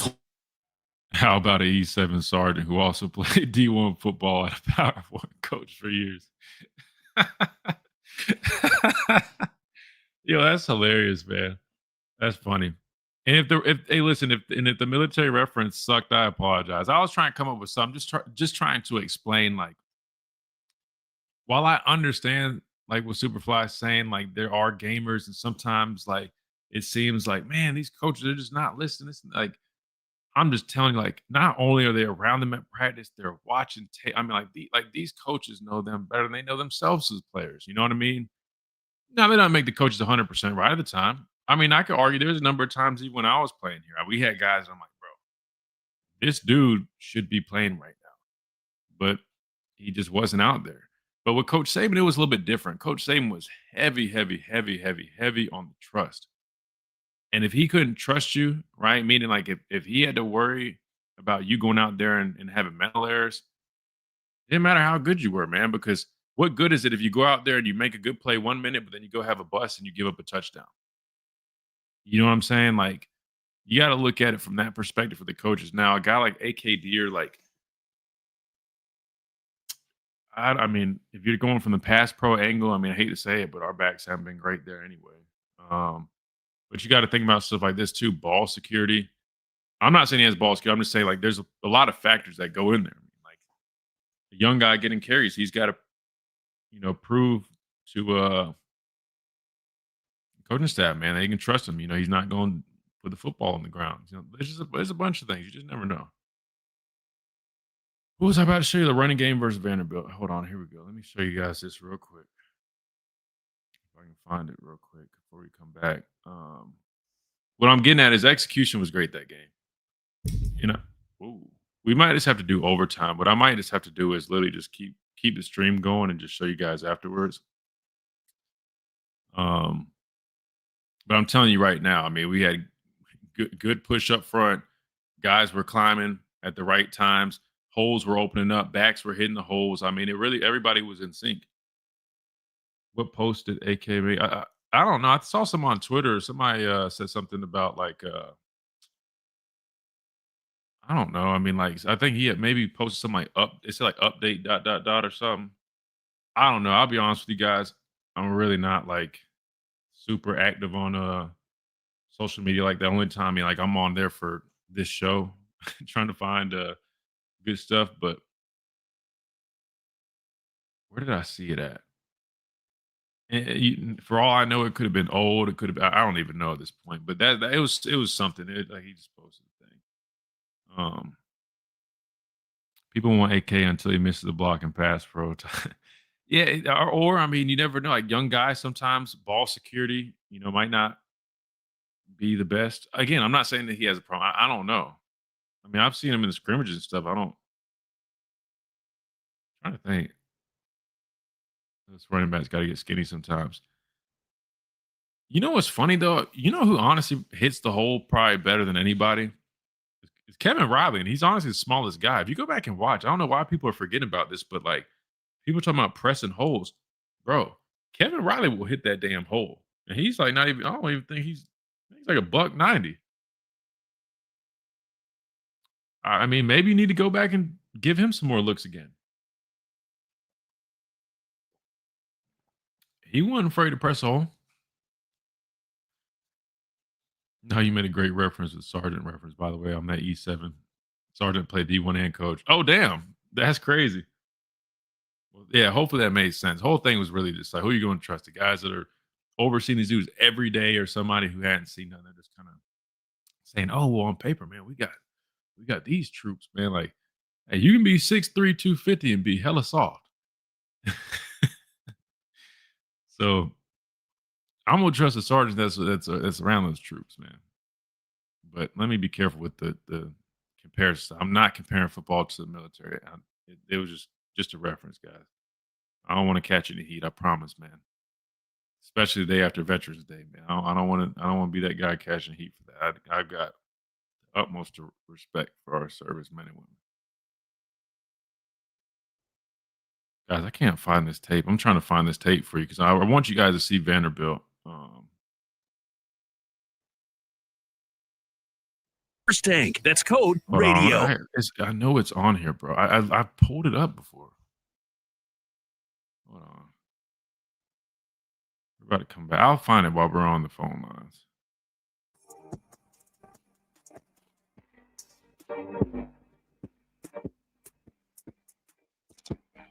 And welcome back in to this Wednesday edition of the Miller's Edge, Tide 100.9, 1230 WTBC.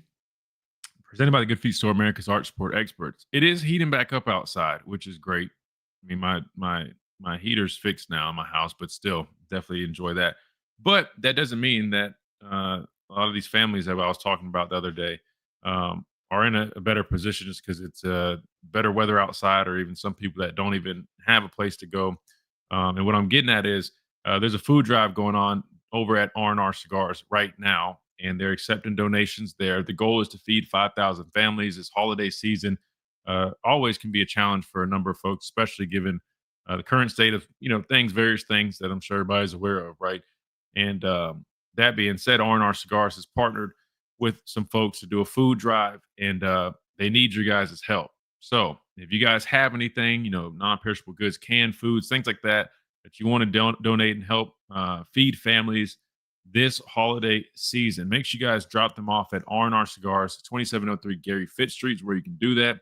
Again, really good cause, and they're thanking you by offering you 50% off of one cigar if you guys make a donation. But even if you don't end up getting a cigar, just think about it. If you have the ability to donate, that would be great, and they definitely would appreciate that. And I know the families would appreciate it even more. Again, that is at R&R Cigars. But if you also are looking for a place to go watch the game this weekend or next, or Alabama basketball kicking things off, right? You got baseball here in a little bit and all that good stuff. Well, you always can go to R&R as well. Have a nice cigar, nice drink, over 160 bourbons, hang out on the porch. They got TVs throughout, great time, great people, and a great atmosphere right there, R&R Cigars. So make sure you guys check them out. Code Miller's Edge at rnrcigars.com to get you a 20% discount. Again, that's R&R Cigars, the official cigar provider of Alabama football since 2014. And now we go back to the phone lines where we've got Mr. Ram up next. Ram, welcome in. Hey, Christian, can you hear me okay, buddy? Yeah, I can hear you. It sounds a little windy maybe, but we got you.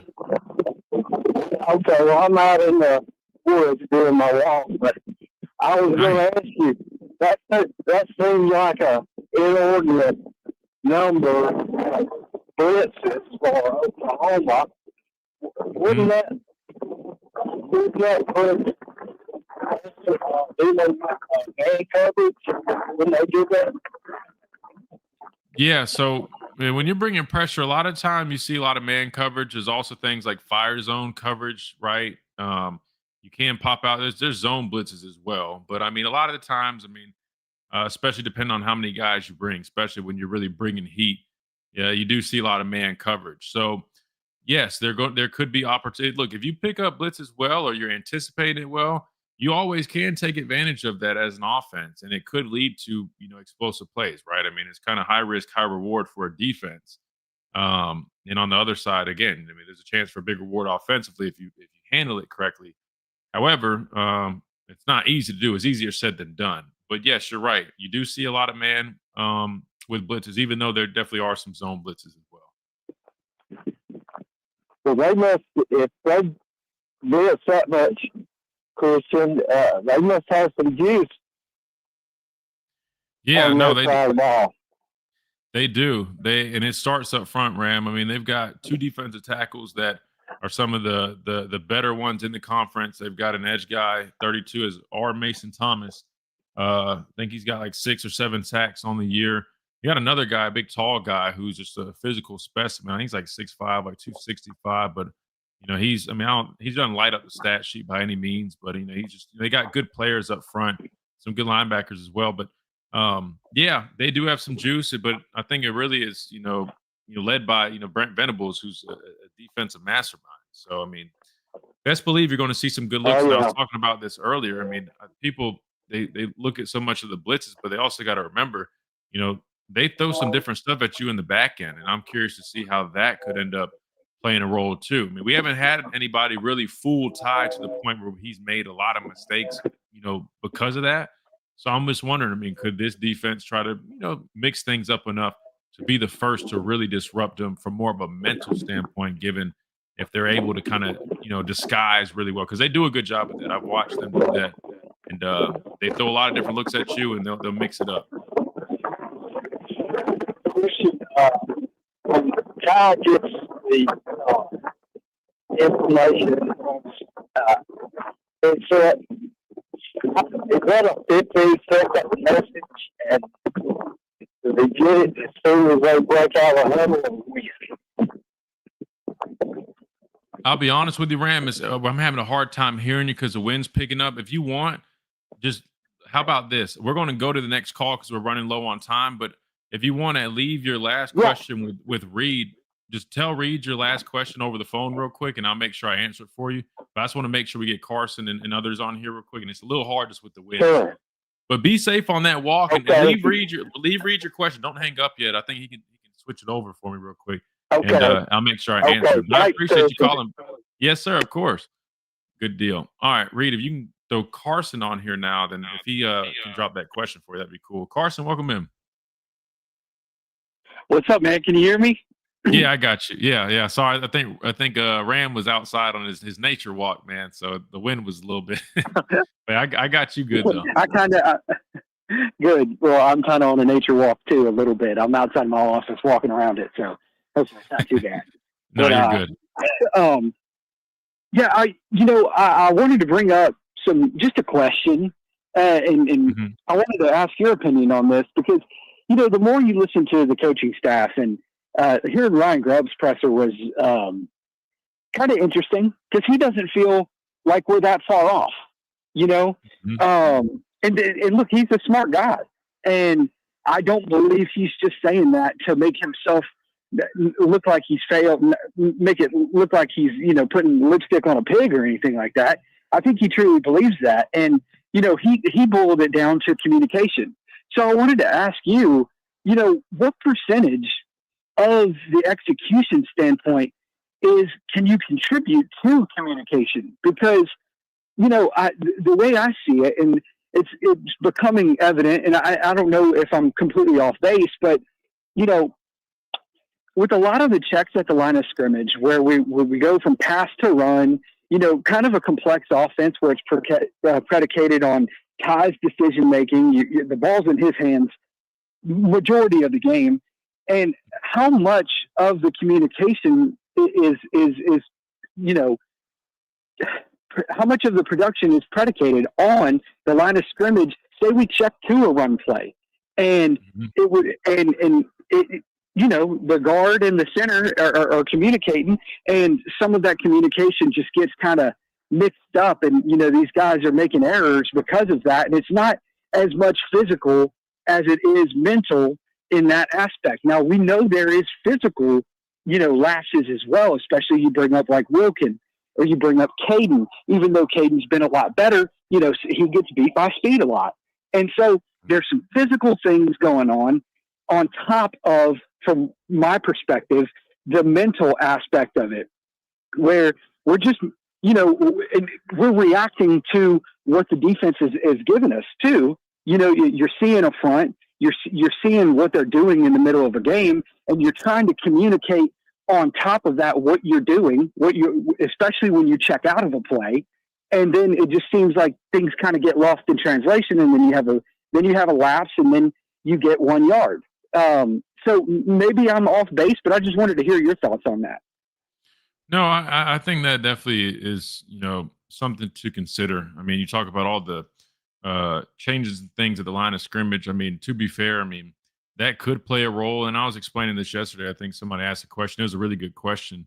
The identifying mics and schemes and communication, that's not only for pass pro, right? I mean, like, the offense and how they block things is predicated on the looks they're seeing on defense, right? So I think people might not understand this, but it's a good point to bring up. Duo is duo, which duo is downhill run where you've got two combo blocks. They're climbing to the second level. Well, that's still going to be blocked different depending on the front. Are they in a 4-down front? Is it an over front? Is it an under front? Are they in a 3-man tight front? Right? Who's identified as the mic? Is there safety in the box? Like offensive line, that all has to be communicated every snap, whether it's run or pass. And so that's what they're referencing. And I do think that probably does play a role, right? I mean, and I can only imagine, like, especially you're talking about changing plays and winding it down to the last second. There probably are some moments where things get changed the last minute and maybe not everybody's on the same page. I mean, that's almost inevitable when you're doing so much, so many audibles or checks and changes at the line of scrimmage. I think that's a part, but I also know, like, I think literally, Carson, there's not one little thing that we can pinpoint and say, oh, we're just that bad at this. Yeah. I literally think I agree. communication plays a role. I think fundamentals, sometimes the guy gets beat because bad steps, bad eyes, not getting a head across. You know what I'm saying? Like little things like that. And all it takes is one guy on a run play sometimes, not sometimes, a lot of the time. All it takes is one guy. Everybody can get pushed, not back climb, but then you have one guard not get his head across. The guy beats him across his face and he's in the backfield, gets just enough to even, like, he don't even have to make the tackle. Sometimes his presence is enough to change the path of the back, and then it leads him to run into someone. You get what I'm saying? Like, there's so many 100%. minor details. Yeah, and so I think that's probably why Ryan Grubb feels like that, because as a coach, when you're seeing these things, you're like, oh, man, on this play, if only he would have had his head across. Oh, on this play, if only we would have climbed to the second level this much quicker. Yeah. And I think that's from his perspective. He knows that, like, man, we're right there. It's not like, oh, damn, our right guard and our left tackle just got blown up, 3 out of 5 run plays on that last series, and we could go nowhere. It's not really that happening. So that's probably why he views it like that. Right. Yeah. And look, I agree with you, and I don't think it is one thing. There's a lot of other things. Like, everything kind of runs in tandem. It's all fluid, right? Like, a lot of moving parts when it comes to creating success. And I am hopeful as a fan, because I know that these guys aren't satisfied. So even after the LSU game, I said to my dad when they were interviewing Ty, I said, "You think he's going to say some nice things right now about his team?" Because I don't, because there is a lot of pride with this team. There's an intensity to them that they want to do better. Now, does that mean that we're going to turn into the Tennessee Titans with Derrick Henry? No, that's just not this. That's not this scheme. That's not what we're trying to do. So I don't think that is going to be the outcome. But I do think that we can be better than what we are. And I know that they're focused on doing it. So, for all the people that are completely doubting them, don't eat crow when we do kind of figure something out, So I just remain hopeful. I know there's flaws, but I'm trying to remain optimistic about it just because of the approach that I've seen from the players and the coaches. So that's all I got. So appreciate you taking my call. Yeah, of course. And I was going to say, if anything, I mean, I think that the good news is, to this point in the season, it hasn't costed us that much, right? The biggest concern is, will it down the road? But the good news is, if you look at the other perspective, it's like, well, even with inconsistencies running the ball, this coaching staff, you got to tip your hat at them. They've done a really good job at finding ways to kind of counter that. And that, to me, is actually, that's at least a positive from it. All right, we got to hit this timeout. We come back. We got the Kalen DeBoer teleconference interview. It's only 7 minutes. I think we got one more call. Robbie, we're going to try to get you. If we can't get to you, Robbie, hang on the line, because I know Wyatt will definitely take you as well. Or if you want, you can always just leave your question with Reed, and maybe I can squeeze it in. But we got to hit a timeout, try to squeeze in this interview real quick. When we come back right here on the Miller's Edge, Tide 100.9, 1230, WTBC.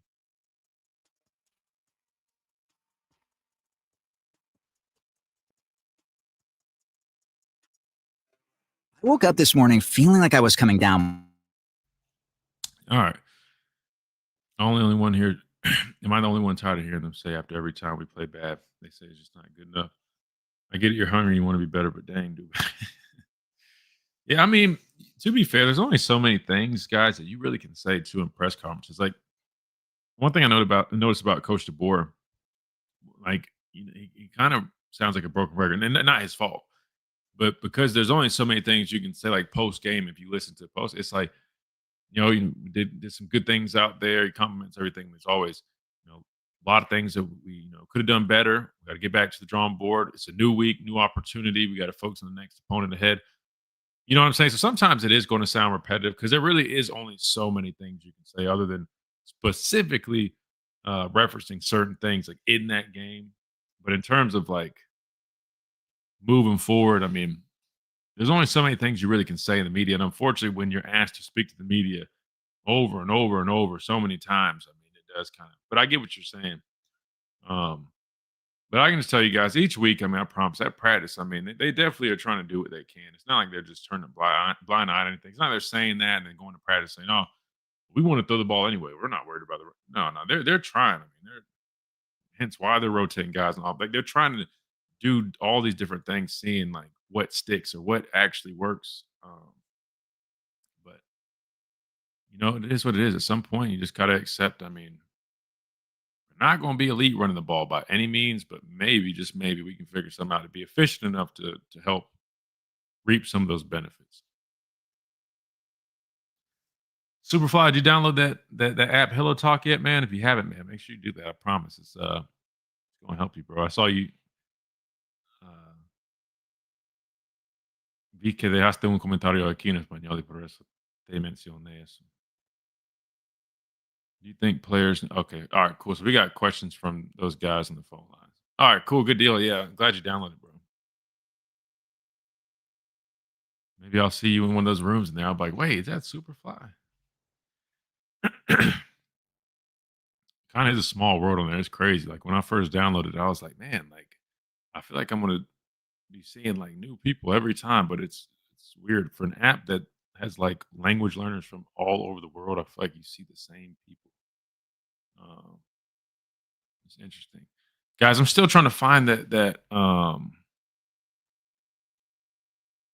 Vanderbilt tape. I got our defense from Vanderbilt, but I'm looking for Vanderbilt's offense versus our defense. So it would be, let me see, because I just want to show you guys some clips of us having success. Oh, this is the defensive side of things, so I need to find the offense. Where's the offense?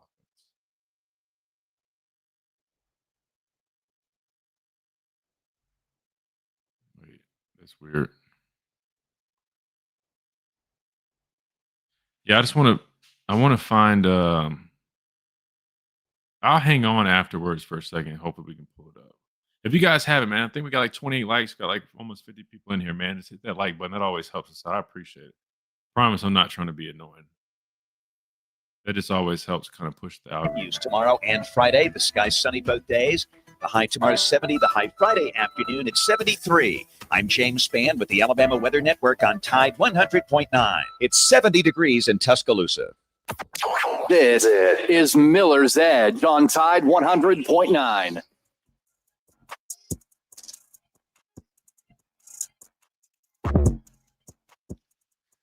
And welcome back in to the Miller's Edge, Tide 100.9, 1230 WTBC. We only got like a few minutes, so we're going to listen to this interview from Kalen DeBoer real quick, and we'll get out of here. But I will stay extra on the stream because I got a few things I want to discuss, and we'll do that. But without further ado, here's Kalen DeBoer from his weekly teleconference. It was good to get a win again last weekend, rivalry game. That can go a lot of different directions. So, I'm proud of the guys and the way they continue to play a team football and find ways to win different ways. And we got to do it again this weekend against a very good Oklahoma team. Coach Venables done a great job putting the team together. They do a lot of the same things we do as far as hanging their hat on, turnover margin and those type of things. And, it's going to be a physical game. There's no doubt. And, looking forward to the challenge. First up, we have Colin Gay of the Tuscaloosa News. Hey, Kalen, do you have an update on Quay Rusaw's status heading into Saturday? I would say we're unsure at this point. I'm probably in that questionable range right now at this minute, but he's coming along nicely. I know I said that a week ago.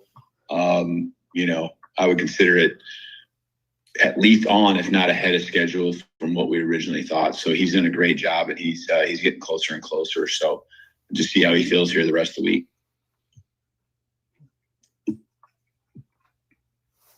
Next, we have Joe Gaither of Bama Central. Hey, good morning, Coach. I'm wondering, with all the focus on the running game, if you could give us an update on freshman A.K. Deer. We haven't seen him since the Wisconsin game, and I just wondered if you could talk about his progress and where he is on the team. Yeah, AK does a nice job every single day. I feel like the growth is there. It's we saw enough of him early to know he's an explosive player. He's going to be a guy I know in our future. Sooner and later. That continues to help our football team, and so I think he's getting more and more comfortable with being here, and I think we have a group of guys that are all working themselves and trying to get ready to go if called upon.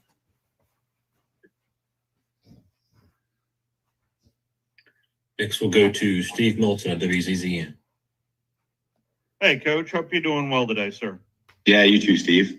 Thank you, Coach. The biggest challenges of facing a Brent Venables kind of defense with all the multiples in particular, what are the biggest challenges in facing that type of scheme, Coach?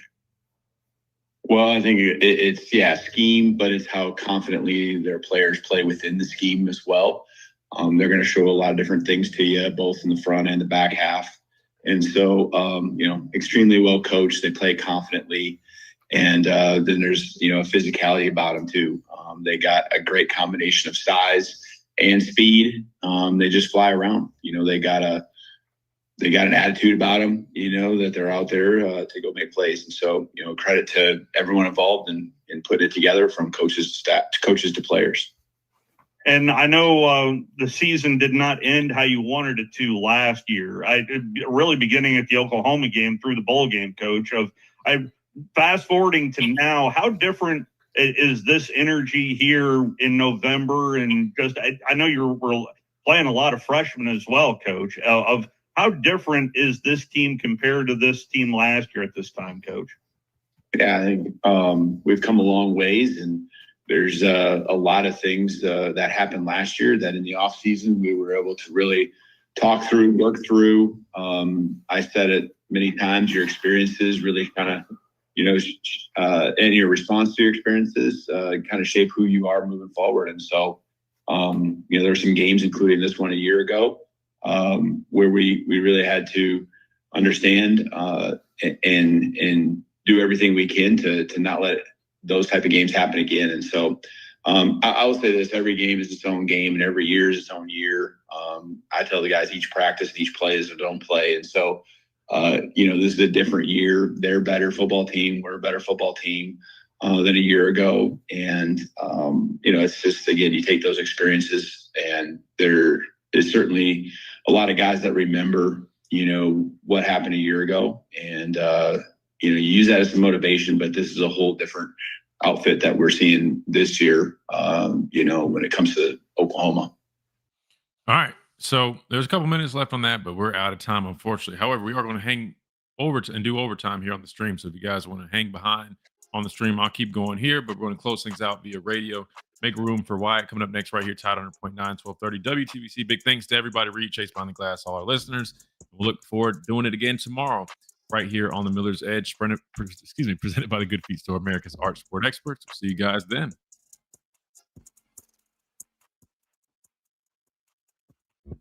You've been listening to the Miller's Edge, tackling sports daily. All right. Chase, Reed, I appreciate you guys, man. Thank you. See you guys tomorrow. All right, good deal.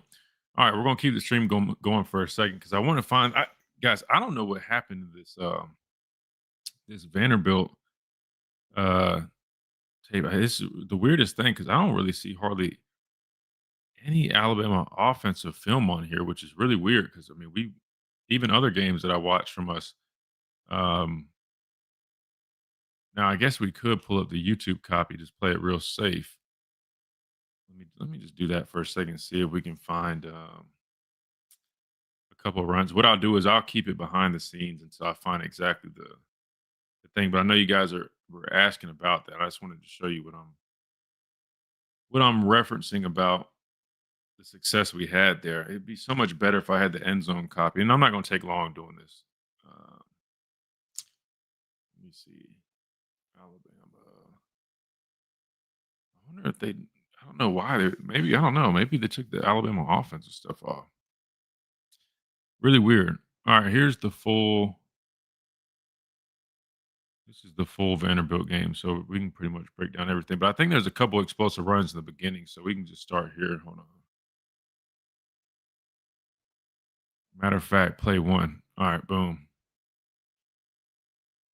But remember, I gotta be smart about this because I don't want it to whatever. So let me see. I'll speed this up. But this was like the first play of the game right here.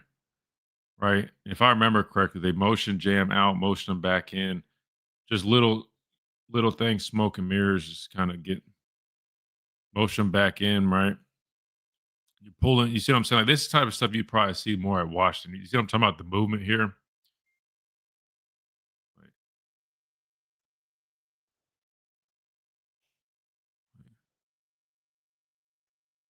Oh, sorry. Somebody just texted me and it just shot over to my messages while I was trying to do this. All right.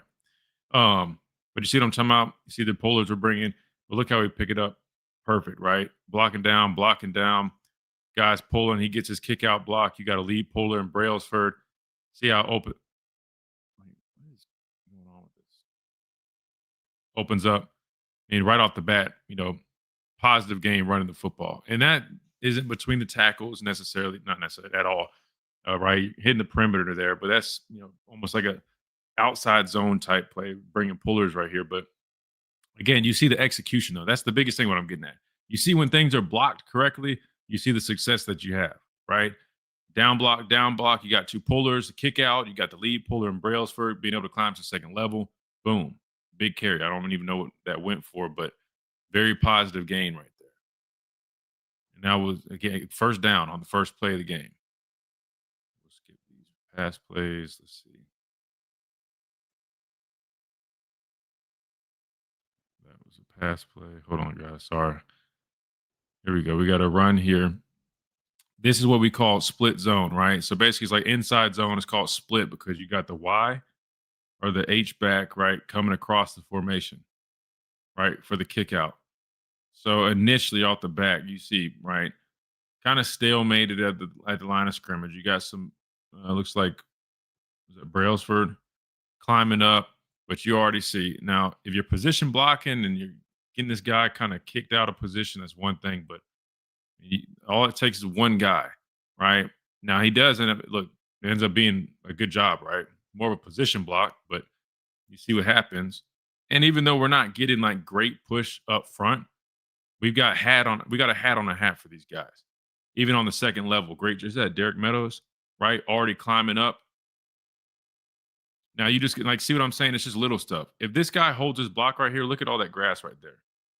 He'll be one-on-one with 7 to beat, who's coming from over here. You get what I'm saying? Like, so when you look at these little details, it shows like with football, like, and this is what coaches are harping on. This is why like Ryan Grubb will say things like, oh, we're right there. Because with the way this was blocked up, the guy that ends up making this tackle, even though we still go for, he's going to fall for it for 5. If Dewberry is able to sustain his block, he had the guy initially, right? He didn't get any crazy push on him, but we had a hat on a hat. We got a guy, blocking downfield, doing a great job. Jam would have had all this space and we just had a one-on-one with this guy. Which instead, that guy gets out the block from Dewberry. And instead of it being an explosive run, it ends up being a 5-yard carry, which, again, we'll take 5 yards all day. But what I'm trying to point out is the difference between an explosive 10-plus yard run to what now turns into a 5-yard run because we have a left guard that doesn't finish his block. That said, hell, we'll take those all day, every day. Instead of negative plays behind the line of scrimmage. Let's see what else we got on here. This looks like a run. Right? So it looks similar to what we saw earlier, just this time you don't have jam motion out, right? Remember, down block, you see the guys pull on the perimeter. It's basically it's basically pin and pull. That's what you call it. It's pin and pull, right? So down block, and you get your 2 guys. Again, pretty much same concept that we saw as that first one. You get Dewberry going to kick out. Parker's trying to climb up. Sorry, I'm just trying to be careful and letting it play too much. Looks like our receiver kind of gets bullied, or not receiver, is that Cuevas, right? Gets bullied a little bit. Too much traffic, really nowhere to go. No success there. So now you saw an example of pretty much that same play. Again, it looked a little bit different pre-snap, but one went for a first down, the other one didn't. Just little details right there you guys can see. Let's see. Pass play. We'll keep going. Pass play.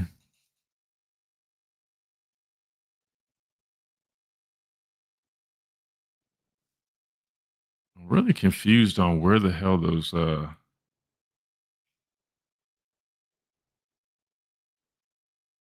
other tapes went, man. It's weird.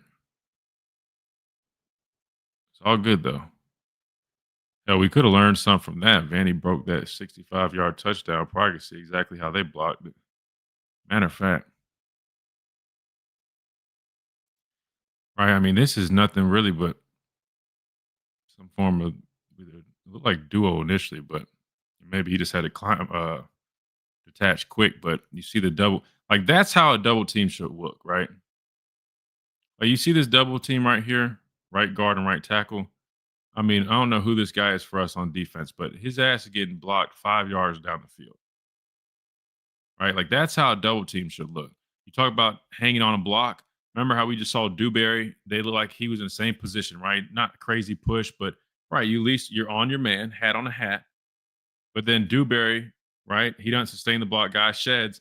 And where Jam was running up the middle and that guy ended up latching onto him. You remember that? We just watched that. See the difference here? This guy 53 does a nice job sustaining that block. Because when offensive linemen, when you have your hands on the inside, guys, they can hold. You get what I'm saying? Like there's no rule against holding when you have inside hand placement. Outside is different. Inside hand placement, once you get those, that's why they're taught like inside hands on those pads, man, those dudes will hold you all day. And for us having big, strong, physical guys, man, you got to sustain that because that's what it looks like. You sustain that long enough, that's all you got to do. Doesn't always have to be some big, nasty 5-yard blocking down the field, pancaking a guy. Like what 53 just did is perfect. And all it does is keep enough space to give that guy a hole, hit the hole, and boom. He's out of there. But it all started really, though, as you guys saw this double. I mean, this double with the right guard and the right tackle. Boom. I mean, that like when we do these, when we run duo and we're seeing these combo blocks, like I hardly see our guys do that. Which I don't know why we can't do that. Is given the type of players that we have. Let's keep going though, because there are some good examples in this game. That's why I brought this up. All right, here we go.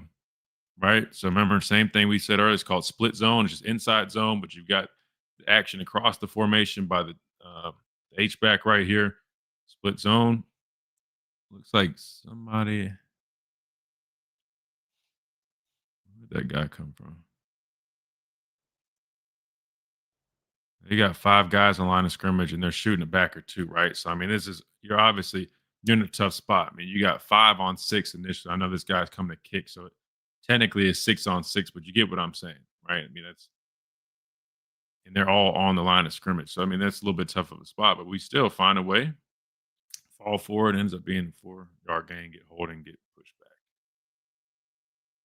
Let's see. But the other thing I was going to mention too, you see how we're running inside zone. That's not like some specific thing. Like when we were talking about even like the comment I made, like you don't see as much pin and pull. We did see 2 pin and pulls now. So those are the things we're talking about that they would run a lot of that at Washington that does typically favor more athletic linemen. But you also see, we also ran inside or split zone twice, right? Like you don't have to be some quick, crazy, agile guy running split zone. Like, I mean, a physical offensive lineman should be just fine running split zone. It's just basically inside zone blocking. It's nothing crazy that requires this crazy athleticism. But we're not really excelling there. Here we go. Let's see what this run ends up being. So we got a pony look. Pony is just 2-back set, which I'm sure that's probably Jeremy Bernard, but we're going to count him as a back, right? We end up running counter. So this is counter. You see the pull by the right guard, Gino. See the H-back working back. So we're running counter, but we're doing a nice job with the window dressing right here with Bernard, trying to draw the eyes of some of these second-level guys. And boom, you see how it gets picked up, and you see this hole that forms. These guys do a nice job crashing down on their blocks. You see the perfect kick out block by Cuevas right there. Nice job by Vandermark as well. We got Horton doing a nice job on his corner right there. And you see what happens when you have a hole open up, right? That's the whole point of counter. You got guys blocking down, pullers coming for the kick out blocks. That's exactly what you want. Boom. You see these guys immediately block down. Ends up being a double pretty much on that tackle, right? And you see the wall that's forming, running behind Cuevas. Boom. Wilkin Thornberry right here. A little careful, bud. Careful. Don't get a holding call. But you see what happens. Now he's got one guy to make miss. So that's how you have success in the running game. So we talk about execution. Here's a good angle, right? See the down blocks. Boom. Everybody's blocking down, getting good push, right? Driving that guy off the ball.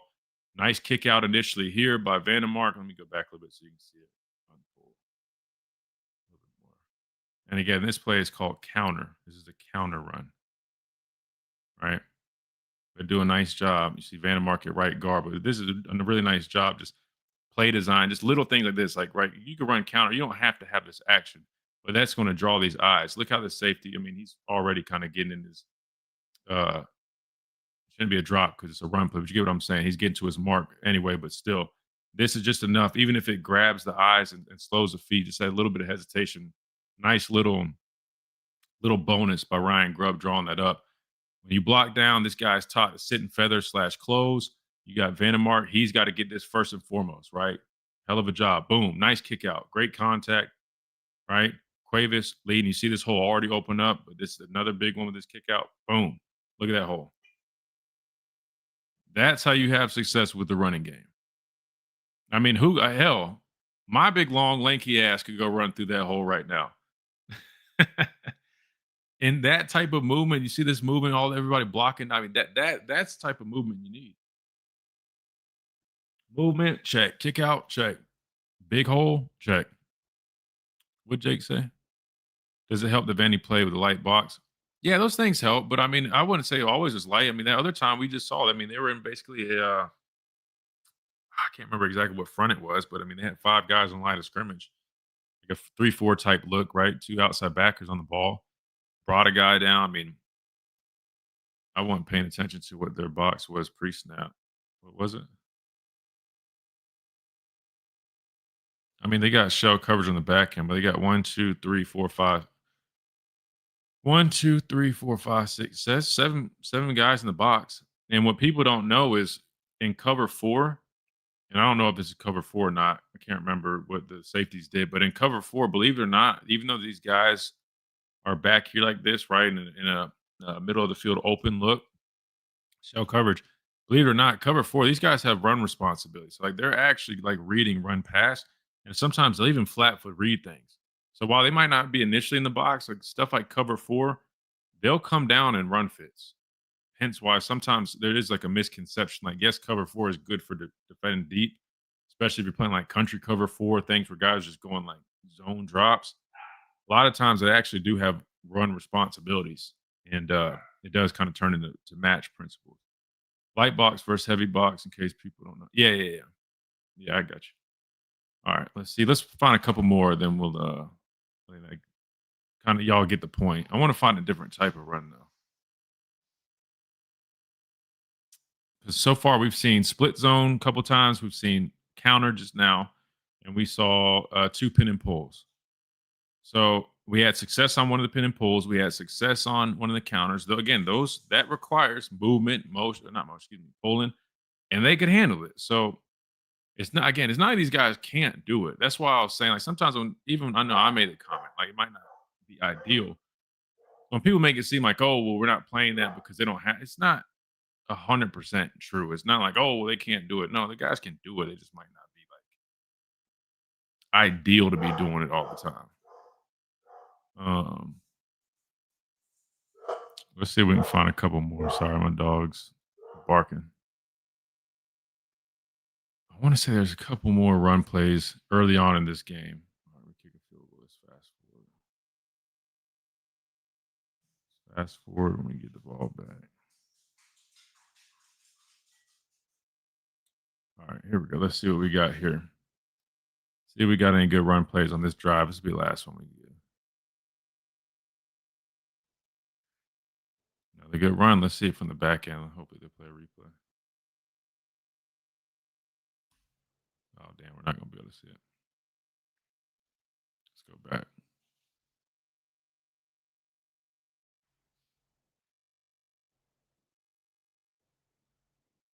Trying to see what kind of front they're in. Tight end. Looks like they're in an over front. See what we got. See how we're blocking it. It ends up being blocked like duo, right? You got two double teams. Parker's able to climb early. His guard does a nice job kicking out that tackle. He's able to climb to the backer. So on this front, we're good. Only issue here is you got Danny Lewis kind of getting jacked up right here. Could potentially trip the running back. But look at this double, right? Great movement. Initially, Proctor's able to climb up to the second level. You see Horton already working up to the corner, right? Dewberry does a nice job pancaking and manhandling his guy. And Parker, remember, he initially was on that combo block, is already climbing, right? Which allows him to entertain this backer. Not completely clean, guys almost working to get off, but it's just enough to keep Jam going, and you see what happens. He ends up running the guy over, falling forward, ends up being about a 15-yard gain. Right? All right, Superfly, we'll see you, man. Appreciate you hanging out, brother. And we can pretty much end on that. But you guys see the difference now, right? Like that's how you have success running the football. So it's possible. We've done it before, right? Again, this is basically blocked just like duo.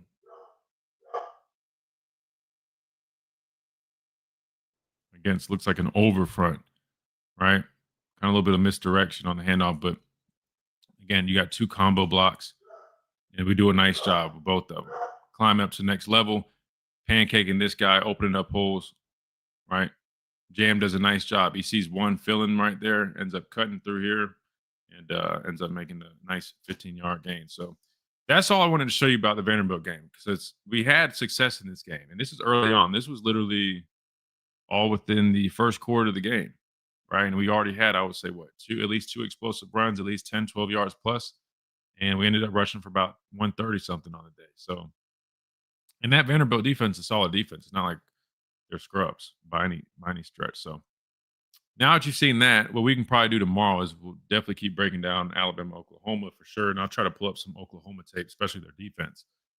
Maybe a little bit of their offense kind of showed what they've been doing, especially with Mateer, him involved in the running game, stuff like that.